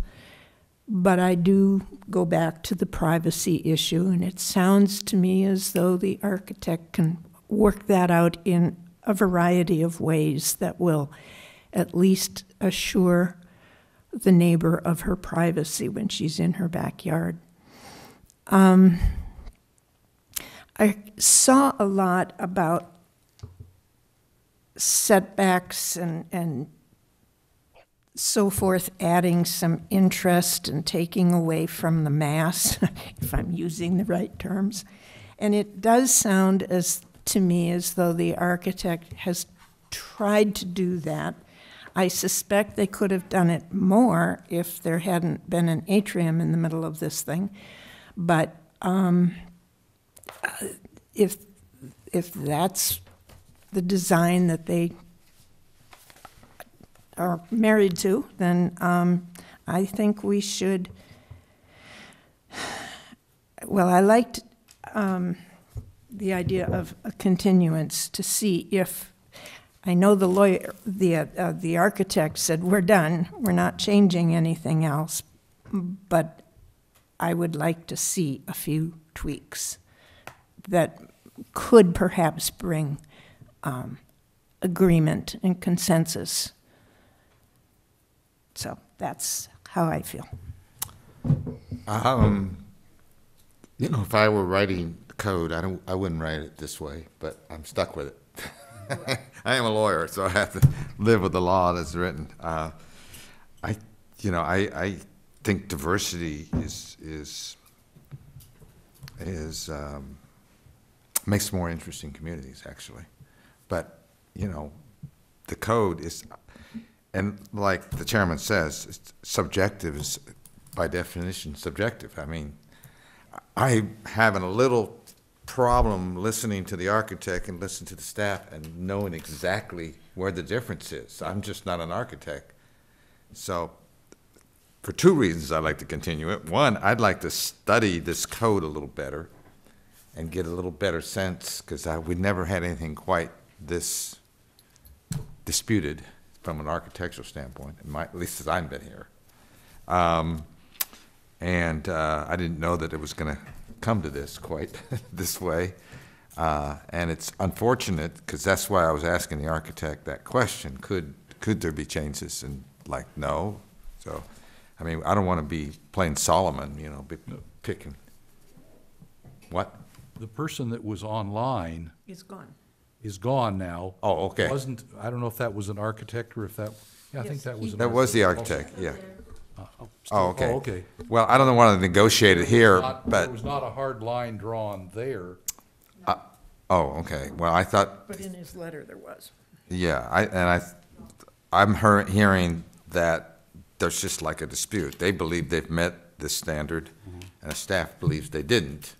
And I don't really know, to be honest with you, completely. At just hearing it, I'd like to, if I had continued, I'd probably get a tape of this thing, listen to both of them real closely, look at the code real closer, you know, and see if I could get if I had to make a decision based on the evidence tonight, then I would like more time to do that, personally. My preference would be, more than that, would be to have the architect, the staff, and the neighbor and the family get together and see if there's more accommodation that could be made. Okay. I'm not sure what more I could say at this point. I am sympathetic to the owner's goals for the property. That's frankly none of our business, what they choose to do with this building if they put it up. I am sympathetic to the neighbor who has a worry about privacy, and I think that there could be something done there with additional consultation. Agreed. I don't think that there's any hope for the northerly view from the neighbor's house. No, you can look at Any this picture two-story and tell building that. that goes on that higher level lot is gonna block the view directly north, period. Northeast and east is not affected by this project. And view shed is not criteria of Well, ours, is it? I've said it in past years and past cases. When you buy in Ojai, you buy the property, you don't buy the view. But I mean, it's not a specific criteria anywhere. Yes, actually, a view shed is mentioned, is specific in the code. It is. Oh, okay, but you didn't address it here. Viewscape I is in the did speak to code. it in my staff report. Yeah. Oh, did you? Oh, Yes, okay. it's there. Okay, I But missed it. if you buy a piece of property, you can't say henceforth, nobody can build That's anywhere true. Yeah, around yeah, me, yeah. because then I won't see that part of the mountain or that part of the mountain. When I moved to Miners That's- Oaks, half of the That's not streets weren't something there. that's protected. I would also like to see, I think the biggest thing that bothers me right now is the downhill neighbors perceived, at least perceived, if not actual, damage to privacy in the backyard. If something could be done with that design, right now, I don't have a lot of problem with the rest of it. My home, which was built in 1930, had board and batten siding for most of it. Some of it was actually painted concrete block, if you can believe that. But this has a board and batten or shiplap kind of look to it. Even if it's not wood, it's gonna be painted and it's gonna look like board and batten property. And to me, that speaks of continuity with ranch-style houses that, because my wife and I walk through that neighborhood as well. We come down Pleasant and then down Ayers, and so we see that house every time we walk by, and we see the neighbor's house every time we walk by. If some of those details could be compromised between the architects, the owners, and the staff, I would not have a problem approving the project, because I think that the setbacks are okay. The second floor setbacks, to me, are okay. They're not as big as they are some places, but they're bigger than they are some places. And the board and batten and shiplap type exterior, I think it looks a lot like a lot of houses I see as I walk through the Arbolada that are 1950s style houses, missing the diamond windows, but other than that. And so if we could do a little more consulting and at least from my point of view, take care of the downhill neighbors' concern about privacy, then I'd be okay with the project. And I think what that takes, as we see alternatives to the recommendation of denial, are continue the matter, or express an intent to approve the design review permit right now, and I'm not ready to do that, because I think we have a neighborhood problem. I don't think that we have a continuity or a compatibility problem, because at least to me, this house looks like, between the board and batten and the clapboard, it looks to me like it's another ranch-style house. Maybe it's two-story and everything else is one-story, but that doesn't bother me. I mean, that kind of argument, and staff eschews that argument. That would eliminate the first two-story building in any one-story neighborhood. And that we're not doing, my view, and we can't do.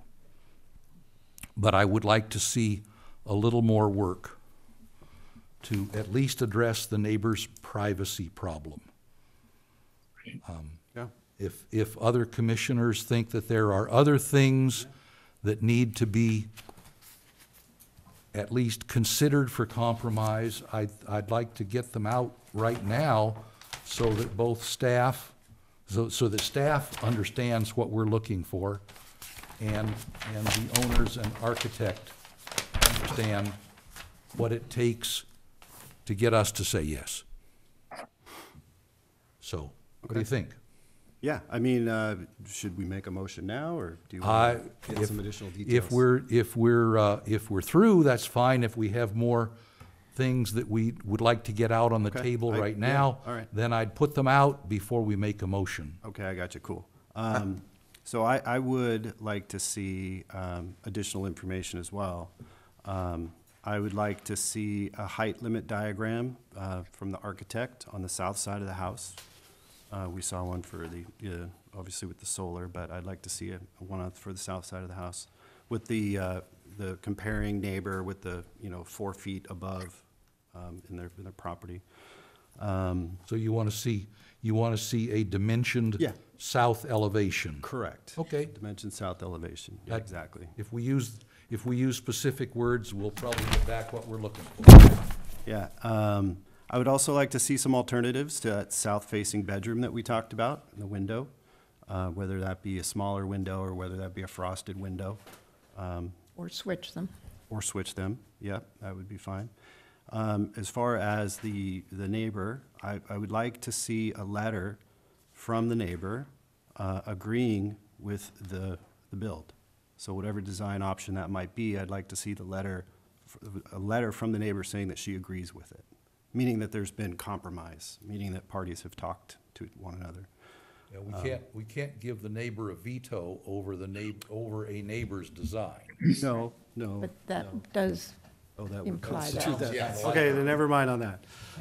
Maybe, I think that what we want to know is that they were consulted. yeah, so maybe this is and they better. Tried to yeah. Have staff, have the architect and the owner and the neighbor have a consultative meeting. Could we do that?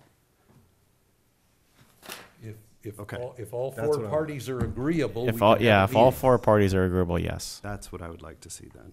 Okay. To the extent that, Yeah, oh, sorry, I have a couple more. I'd also like to see staff research total living space in some other neighborhoods, like Mercer. I'd like to see that comparatively. 3,000 square feet. I want to know if that's the largest house in that whole area.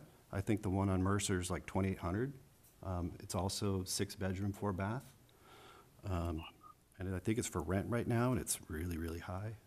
But anyway, There's that's another also story. a case on South Ayers Court, or Ayers Court South, where a previous planning commission approved a second floor on at least most of the house, if not all of the house.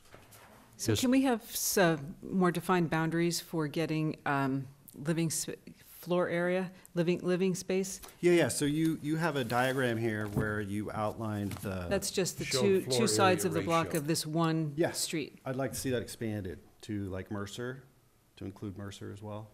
And, And understand that while all those numbers are similar right now, any two-story building yeah, on that street Yeah, it'll would double change. any one of those numbers, or roughly double.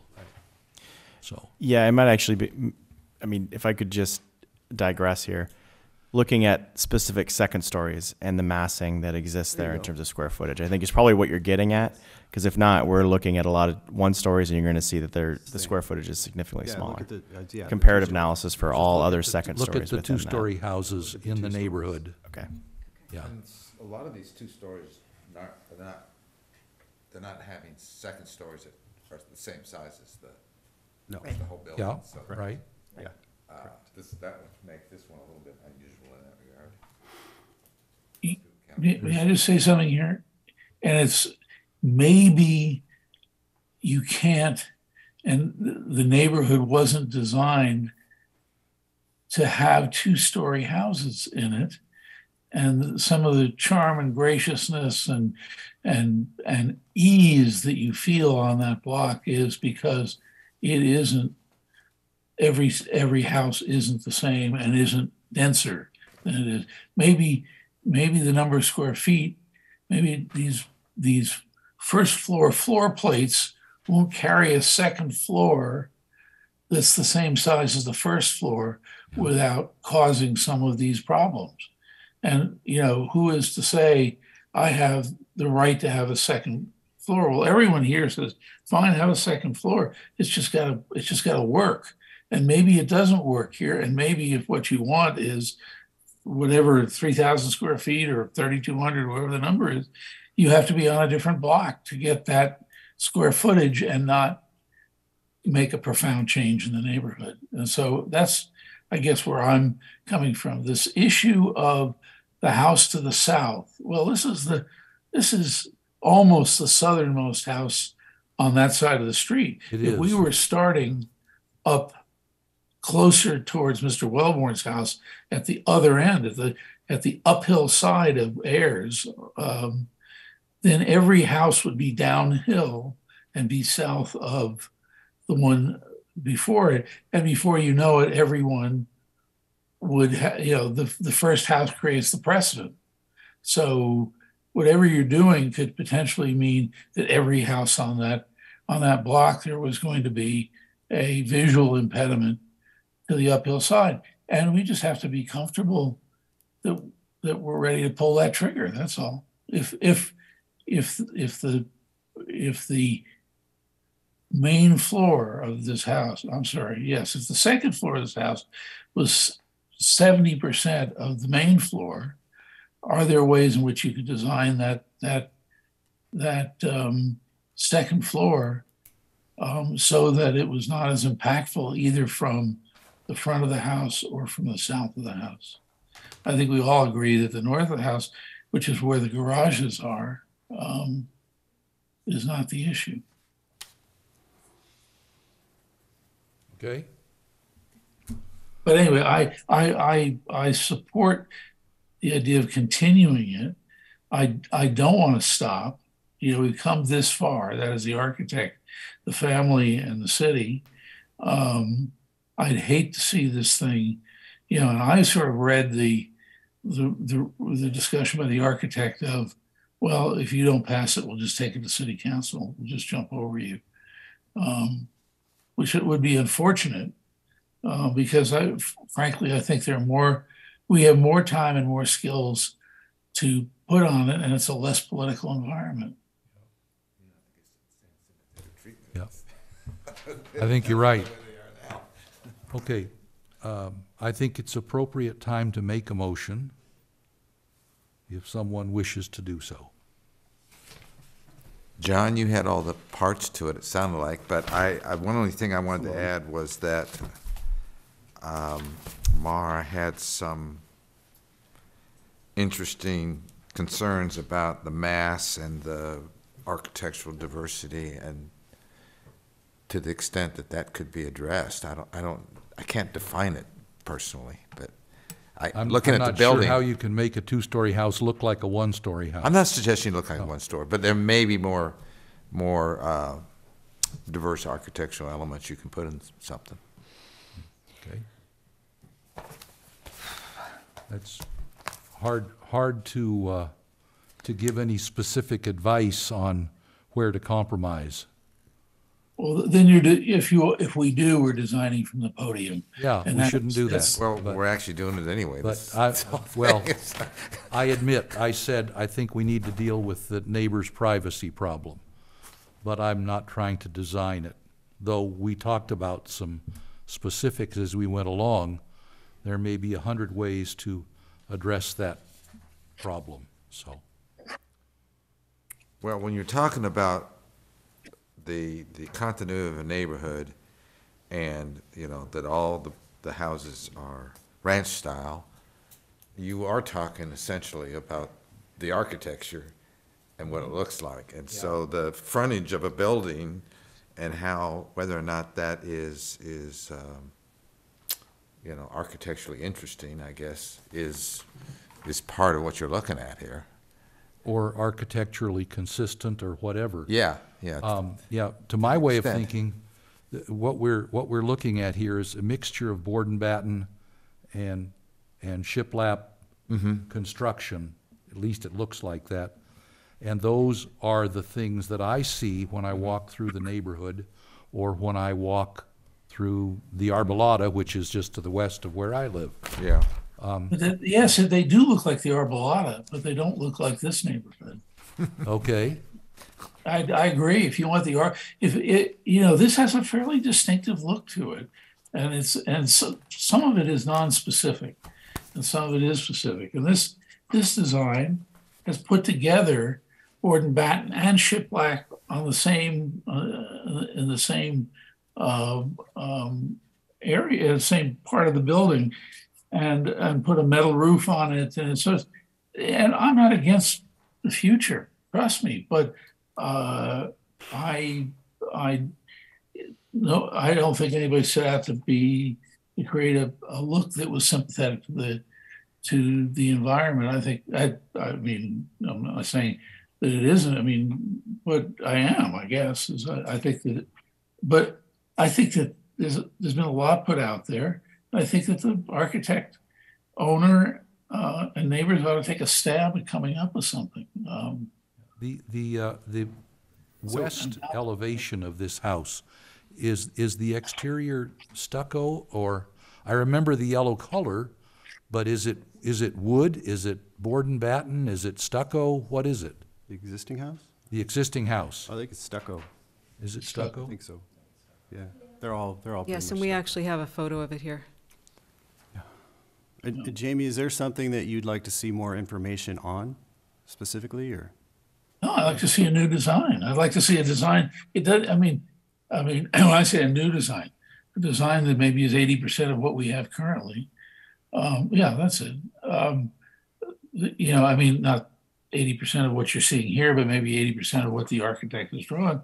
But I think that, we've said a lot of stuff here. Most good architects come to meetings like this, hear stuff, and can go back with the owner and say, this is what I'm hearing, and if we do this, this, and this, that ought to satisfy the concerns that the panel has. Or that same architect said, can also say, let's just dig our heels in and take it to the city council. I think we got a good design and we ought to stay where we are. That could be called either way, but when That's not our call, whether ultimately it's the architect and whether it's the appealed owner, or the not. person paying for it, is going to make these decisions. So there was some specific language I'm reading here, because I was trying to go back over this and find what's specific in the critique. Page? On continuity, page 710. Let's see. However, the second-story addition as proposed introduces a mass that is not familiar to the neighborhood and could be avoided, toned down, or softened by stepping the second story further back, breaking up the roof line, or reorienting the structure so as it is perpendicular as opposed to parallel to the street. Those are specific concerns. What I'm reading, I guess you can define those, is what the planning staff was talking about. Is that correct? Yep. Yes, it is. Maura, how do you reorient the structure so that it would be perpendicular to the street? Well, I actually, don't want to get into the detail. Okay. I think that's not something that we want to redesign here tonight. I don't, that just doesn't even But sound like it should be included as an option. I Not sure how that. fundamentally disagree, only from a design standpoint, because there are solutions out there. And I'd prefer to have those conversations with both the applicant and the architect. Okay. And then As well as the property owner to the south. Yeah, I'd like to include that language as something that we're asking them to negotiate. To discuss. Or discuss. So see if they. include language about continuity. Well, that sentence right there, I guess, or Last part of it, Second to the last that, sentence. I don't know how that could be worded, but 7 of 10. it's the Second to last sentence. second to last sentence there. Okay, I would like to make a motion here. Ooh. Oh, yes. Yes. All right. I would like to see the matter continued for additional information as we have instructed the staff. This would be to a Should- date uncertain. Well, yes. I guess so. There's a date in here. There's a date for one item, but not Oh, the yeah. other. No, I got you. Never mind. Go ahead. I think we need to leave that open because the negotiation could be complex. And should the architect stick to his letter, well, then Bring it back. then it goes off to city council. That's his option, right? If he doesn't like the continue. We have still. Hold on, there vote still has to be a determination made by this body. Yeah. And then appeal is an option, or they do a full redesign. Can they appeal a continuance? No. No. Can you, Then I restate my motion to continue. and we would leave it up to the staff to bring it back with a redesign or Whatever. impasse, and then we'd have to decide. Yes. Yeah, within a reasonable amount of time. I think it's fair to say, if we don't put a timestamp on this, it could drag out. Putting maybe 90 days as a timestamp on that, at the most. No later than. No later than 90 days. So that puts a timestamp on in terms of it returning back here. So it's not like we're That seems potentially reasonable. reaching an impasse, right? Okay.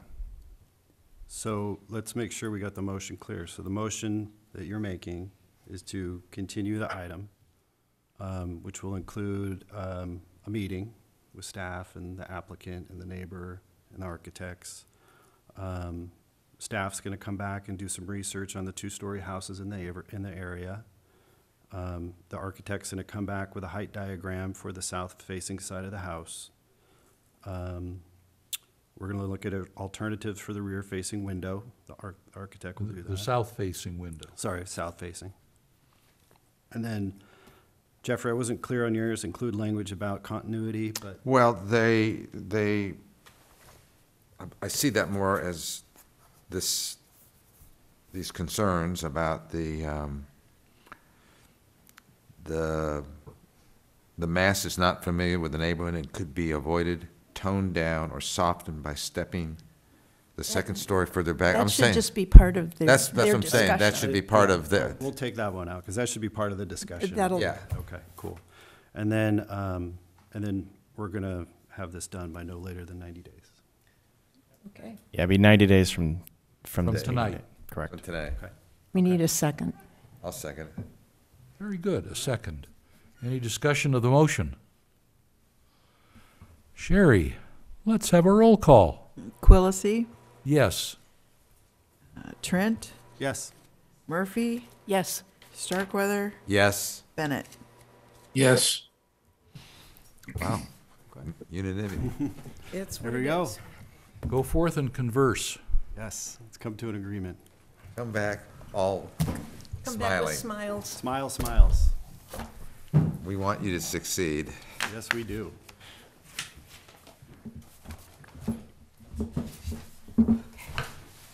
All right, let's move on to item 4, future agenda items. Oh, my gosh. Lucas. Yes, thank you. Okay, so upcoming items for March 1st. We do have the director's exemption and minor conditional use permit, which is for the Tipple and Rambo located at 315 North Montgomery Street. Notice went out for that today, so yes, that will be on this, before this body on March 1st. And it's a review of the way in which the condition reads. It's actually a review of the entire minor Entire CUP. entitlement that was previously. The entire entitlement. I guess that's probably the best way to put it. So it's an entire review of it. Everything's on the table. Different than what we've seen previously, where it was just a review of the progress or what they've done or what they haven't done correctly, inconsistent with the code, inconsistent with the conditions. This is a basically open the book, review it, see if there's stuff that needs to be tweaked. Either way. Question. Who pays for this? So the difference with this one, since it's a full review, is the applicant has resubmitted both applications with fees. So it's being covered by the applicant. Thank you. That's different than what we had seen previously. So we're going to get all the history of this, so we have some more background, since some of us weren't here during all that craziness. Correct. You will be getting a full history. Just like we did with Ojai Rancho Inn, you'll get some good context to what, and they'll be in the staff report. We'll probably include the original. Well, I don't want to talk about how we're going to format it, but just know that you're going to get a lot of really good information to help you out with this. And it says general plan update on here, but I want to emphasize that Title 10 is going to be on here as well. I keep looking for it and I don't see it. It's not on this agenda, but Tears to my eyes. We have snuck it in, and it went out for notice today as well. So we are. That'll be on March 1st? Correct. Correct. So we were able to get that done. I was nervous as to whether or not it was going to happen, but I'm comfortable with it coming before this body now. This is with the multicolored highlighting? It is, yes. All right. Oh, man, how long is it going to be? There's a legend, so it'll help you. It's the same 200-plus pages. It is the same 200-plus pages. But it will show you what's already been approved by the Planning Commission, what's new that needs to be considered. Correct. It's going to be a miserable weekend.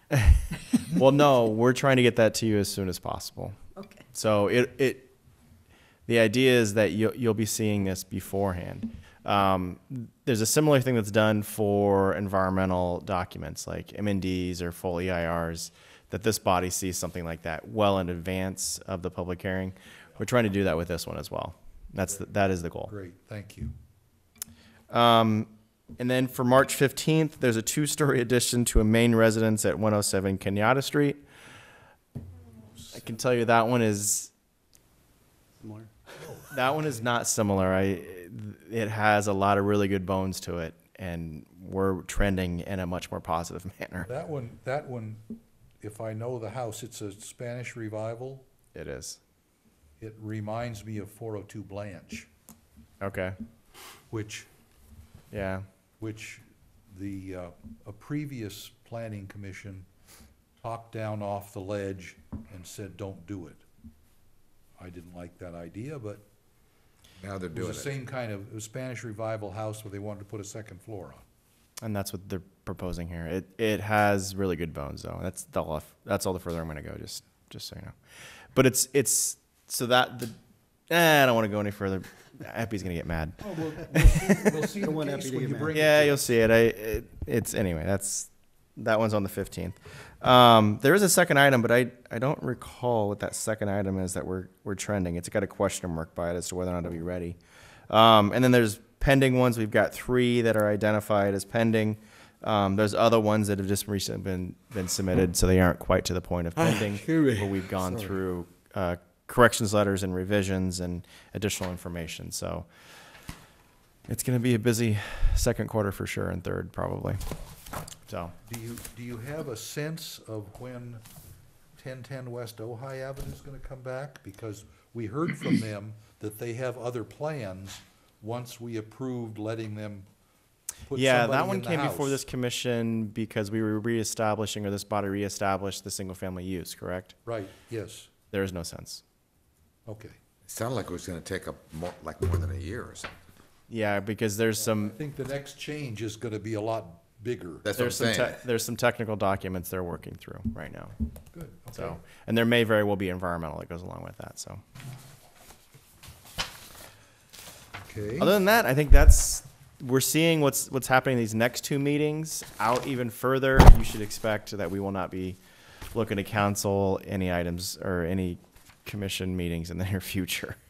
Yeah, I think they have a little ways to get to that. Yeah, we've got some. It's not a log jam. I know I'd mentioned that Got some other things. in previous. Yeah, there's some other things too. There was a log jam at one point. I think we're soaring pretty well right now. We're floating down the road, down the river pretty well, and it's typically 1 or 2 items that are on the agenda, so we can, but not overflowing it. So Get it done in 3 or 4 hours and we all go home. sure. I had a couple of things. Well, first of all right, we finished that. We have a director's report agenda item. Is there more you'd like to speak to tonight? No, not specifically. Okay. Any commission members want to? Oh, yes, there is. Oh, good. I Okay. should actually do this plug.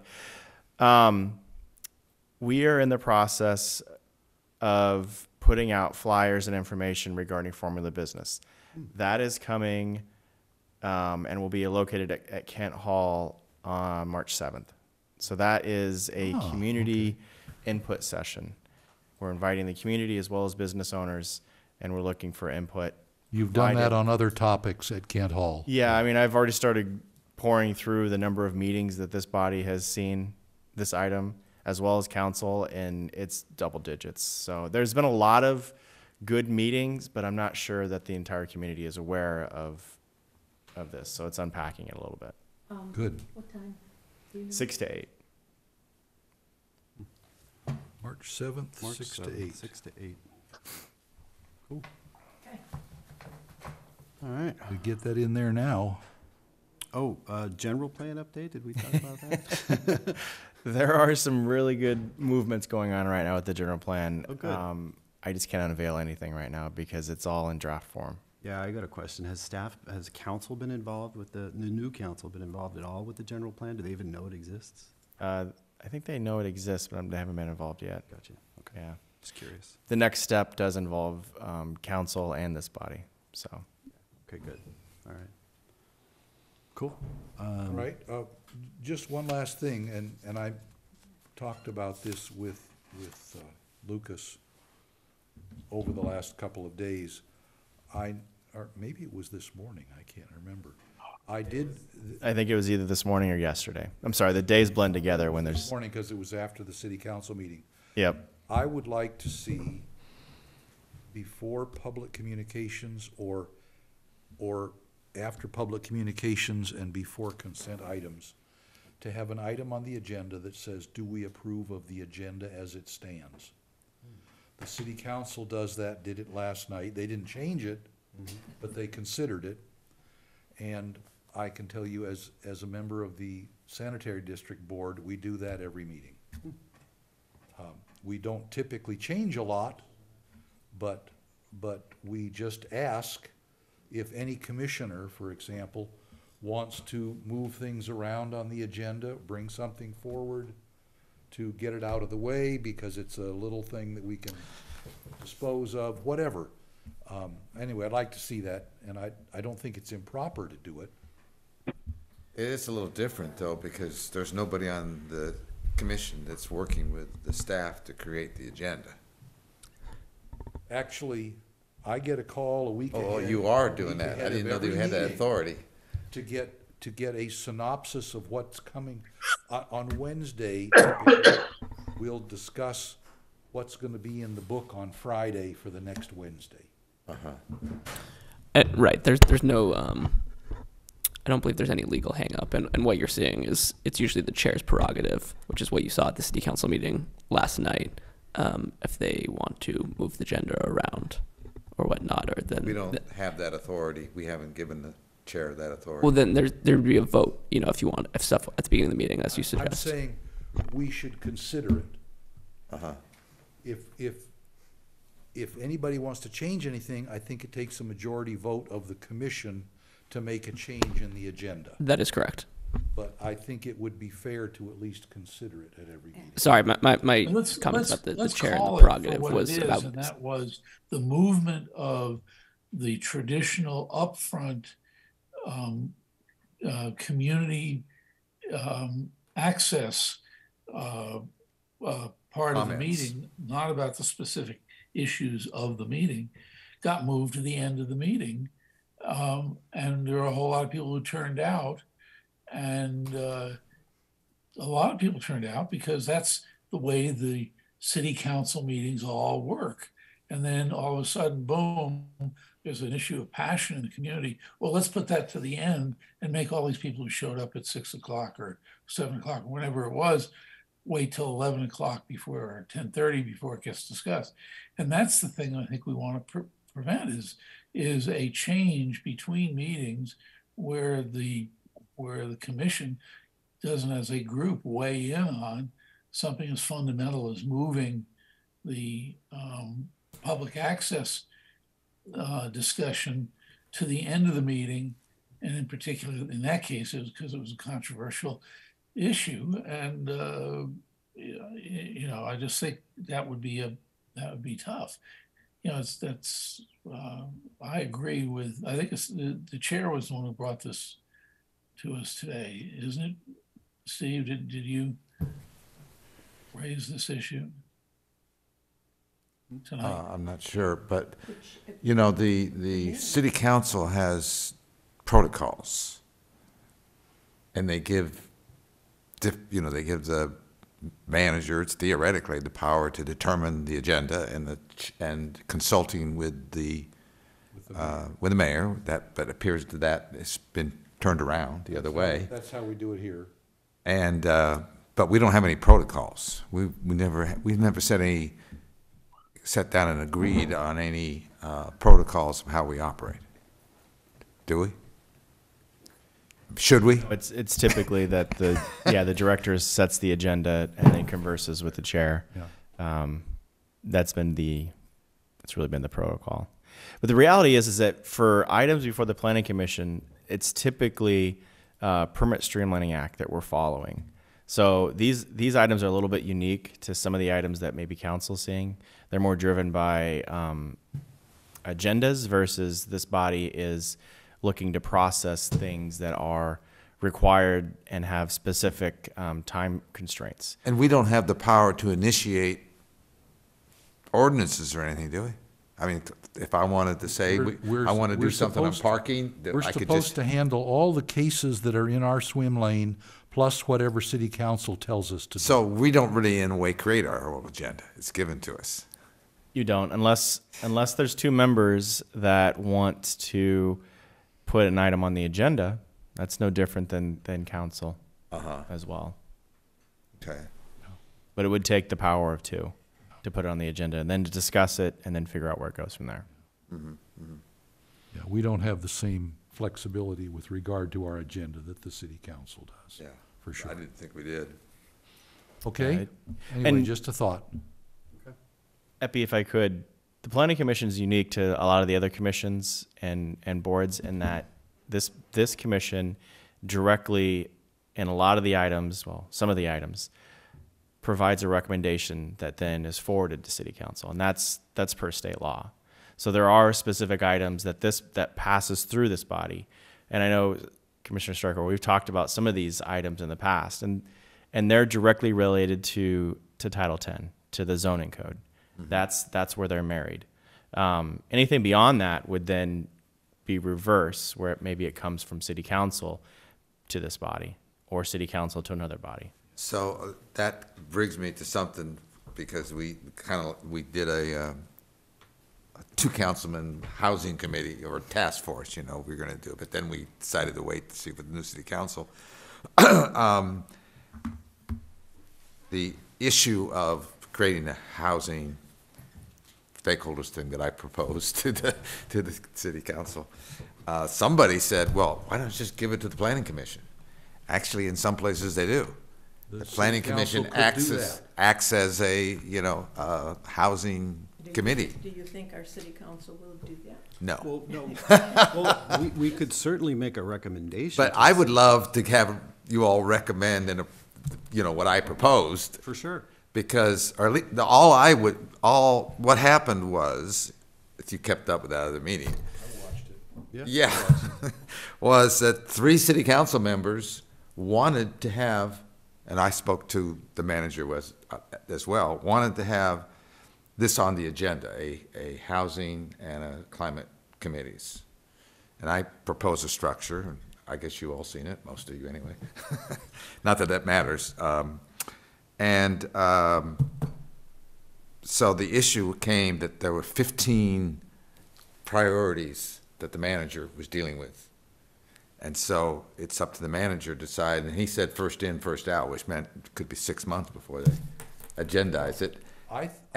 What he said was a meeting with the city council, we should suggest that. So what they said was, if the city council voted as a majority, they could stick it on the agenda when they wanted to. But unfortunately, by the time that happened, Sousa had left, so there wasn't enough votes. But, we could recommend that they put it on an agenda at least. It's kind of like with the parking thing. It was supposedly a committee that was working on it, and how much, 2 years, and never heard a word? I don't know that it was 2 years. The ad hoc committee from the city council is gone. Yeah. They're all gone. Well, no, not all. Clarifying question on the housing piece. We can certainly, as a body, make a recommendation to council around a housing guide or. There can be 2 members of this body that can ask for and have it put on the agenda, and then you can have the discussion on how you would want to move forward with that. Yeah. Put it on our agenda. Correct. But we couldn't make a motion. We couldn't make a motion to ask them to put it on their agenda? Forward a recommendation. So we have to put it on our agenda, we have to put it on our agenda to be able to forward a recommendation to them. Is that what you're saying? Formal recommendation from the planning commission to the city council, where the city council has to make a decision. The way that the city council does it, you don't have to do it in writing. If you're at the meeting and 2 people say, we want to agendize it, we could do it. So I would suggest that if one more person besides me would ask for it, we could put it on a future agenda. Yeah. Does anybody else want to do that? Well, I thought Do we have a protocol which says that 2 people? I'm saying from the that planning commission can make a recommendation to the city council. Is that to put it on the agenda, and then from that point, it takes a majority. to recommend to the city council. Correct. So I would request that we put it on the next agenda as an agenda item to consider recommending to the city council. The agenda The next meeting is very full, right? The next meeting is full. This shouldn't However, take the more than meeting 5 thereafter- minutes. Hold on a second. Nothing in this room takes 5 minutes. I thank you, thank you, Commissioner Murphy. And I respect the fact that nothing that comes before this body, with the exception of the lot line adjustment, which I think took 8 minutes, should not. You should be deliberating. 5 minutes does not sound like deliberation. All we're asking is whether or not we would recommend that the city council put it on the agenda. Does anybody against that? I'm confused on what that. We're not recommending. Let's not deliberate also here about a future item. Pardon? So let's not deliberate here when you ask. 'Cause it Is has to anyone be- opposed to that? Yeah, it's got to be on the agenda. Just saying, Just that's keep it. all Let's keep it a little bit more That's open. that's the only substance of the agenda item would be that we make a recommendation to the city council that they put it on their agenda ASAP, basically. What's the it? Huh? What's the it? An agenda item on creating a housing committee.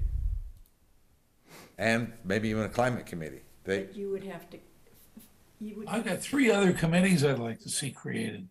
you want that committee. No, I'm No. not being facetious here. No, we're not telling them how to create the committee. We're just saying, put it on the agenda. They haven't been able to get it on the agenda to discuss it. So you're recommending that we make a recommendation to council to. The majority of them put it on, that they actually have put to it on the agenda. They have to look at these issues, and they have to. Well, they've already said they wanted to, but they. Hold on, they we're have the we're getting majority. into deliberation. There has to be a second Okay, in order whatever. for it to be put on the agenda, and then you can begin to I was deliberate. just trying to understand what he was trying to say. Understood. I'll be a second one in favor of talking about this if we do it on the 15th of March. Very well. Good. Okay, I agree. Could you say again, please, sir, the workshop on the 7th of March? Yes, 7th of March, and it's formula business. Oh, on Columbia Business, okay. Yep. In King Hall. Community. It's a community input session.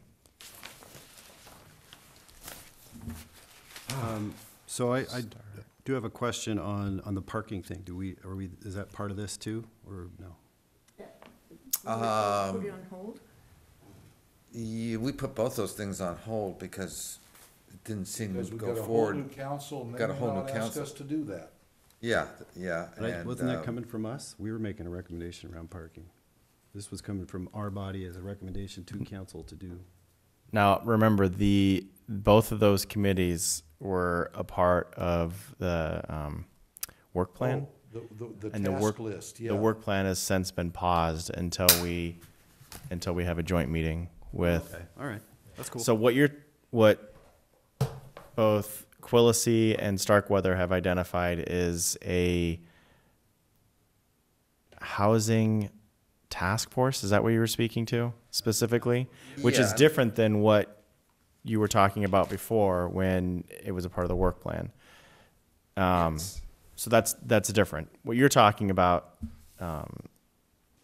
is something that was a part of the work plan and now has been paused until this body gets further direction from the council. Got it, okay. Did you get a copy of my proposal? I guess I can send it to everybody. You've sent me lots of emails. I'm not sure which one you're talking about. Do you have any sense of when we might have a joint meeting with the city council? I think the first step is having that workshop, where they're going to have that workshop on a Saturday in the I don't mean in the a near term. joint meeting about Once Formula Business they- with no. city council. Yeah. Just Once they have that and they figure out their priorities, I think that's when we're first in line, or at least second in line. I'm not sure. We're definitely up there in terms of one of the first ones. and that one's scheduled for the 12th of Never. I don't think there's from last night's meeting, I'm not sure that there was a definitive date that was They're set. gonna come back. They had a facilitator, but some people weren't comfortable with that, so they were gonna talk to them, and then they were gonna come back. They're gonna think about having a facilitator, and if they There's gonna be one decide of those. on one, then they'll think about having a meeting. Right. Wow, And okay. part of their meeting was gonna be about the protocols and ethics, so I don't know how far they get to priorities, I don't know. I don't want to debate. Nope. Let's not debate that. No. All right. Anything else? No other business before the commission? Then at 9:59, we are adjourned. Thank you all.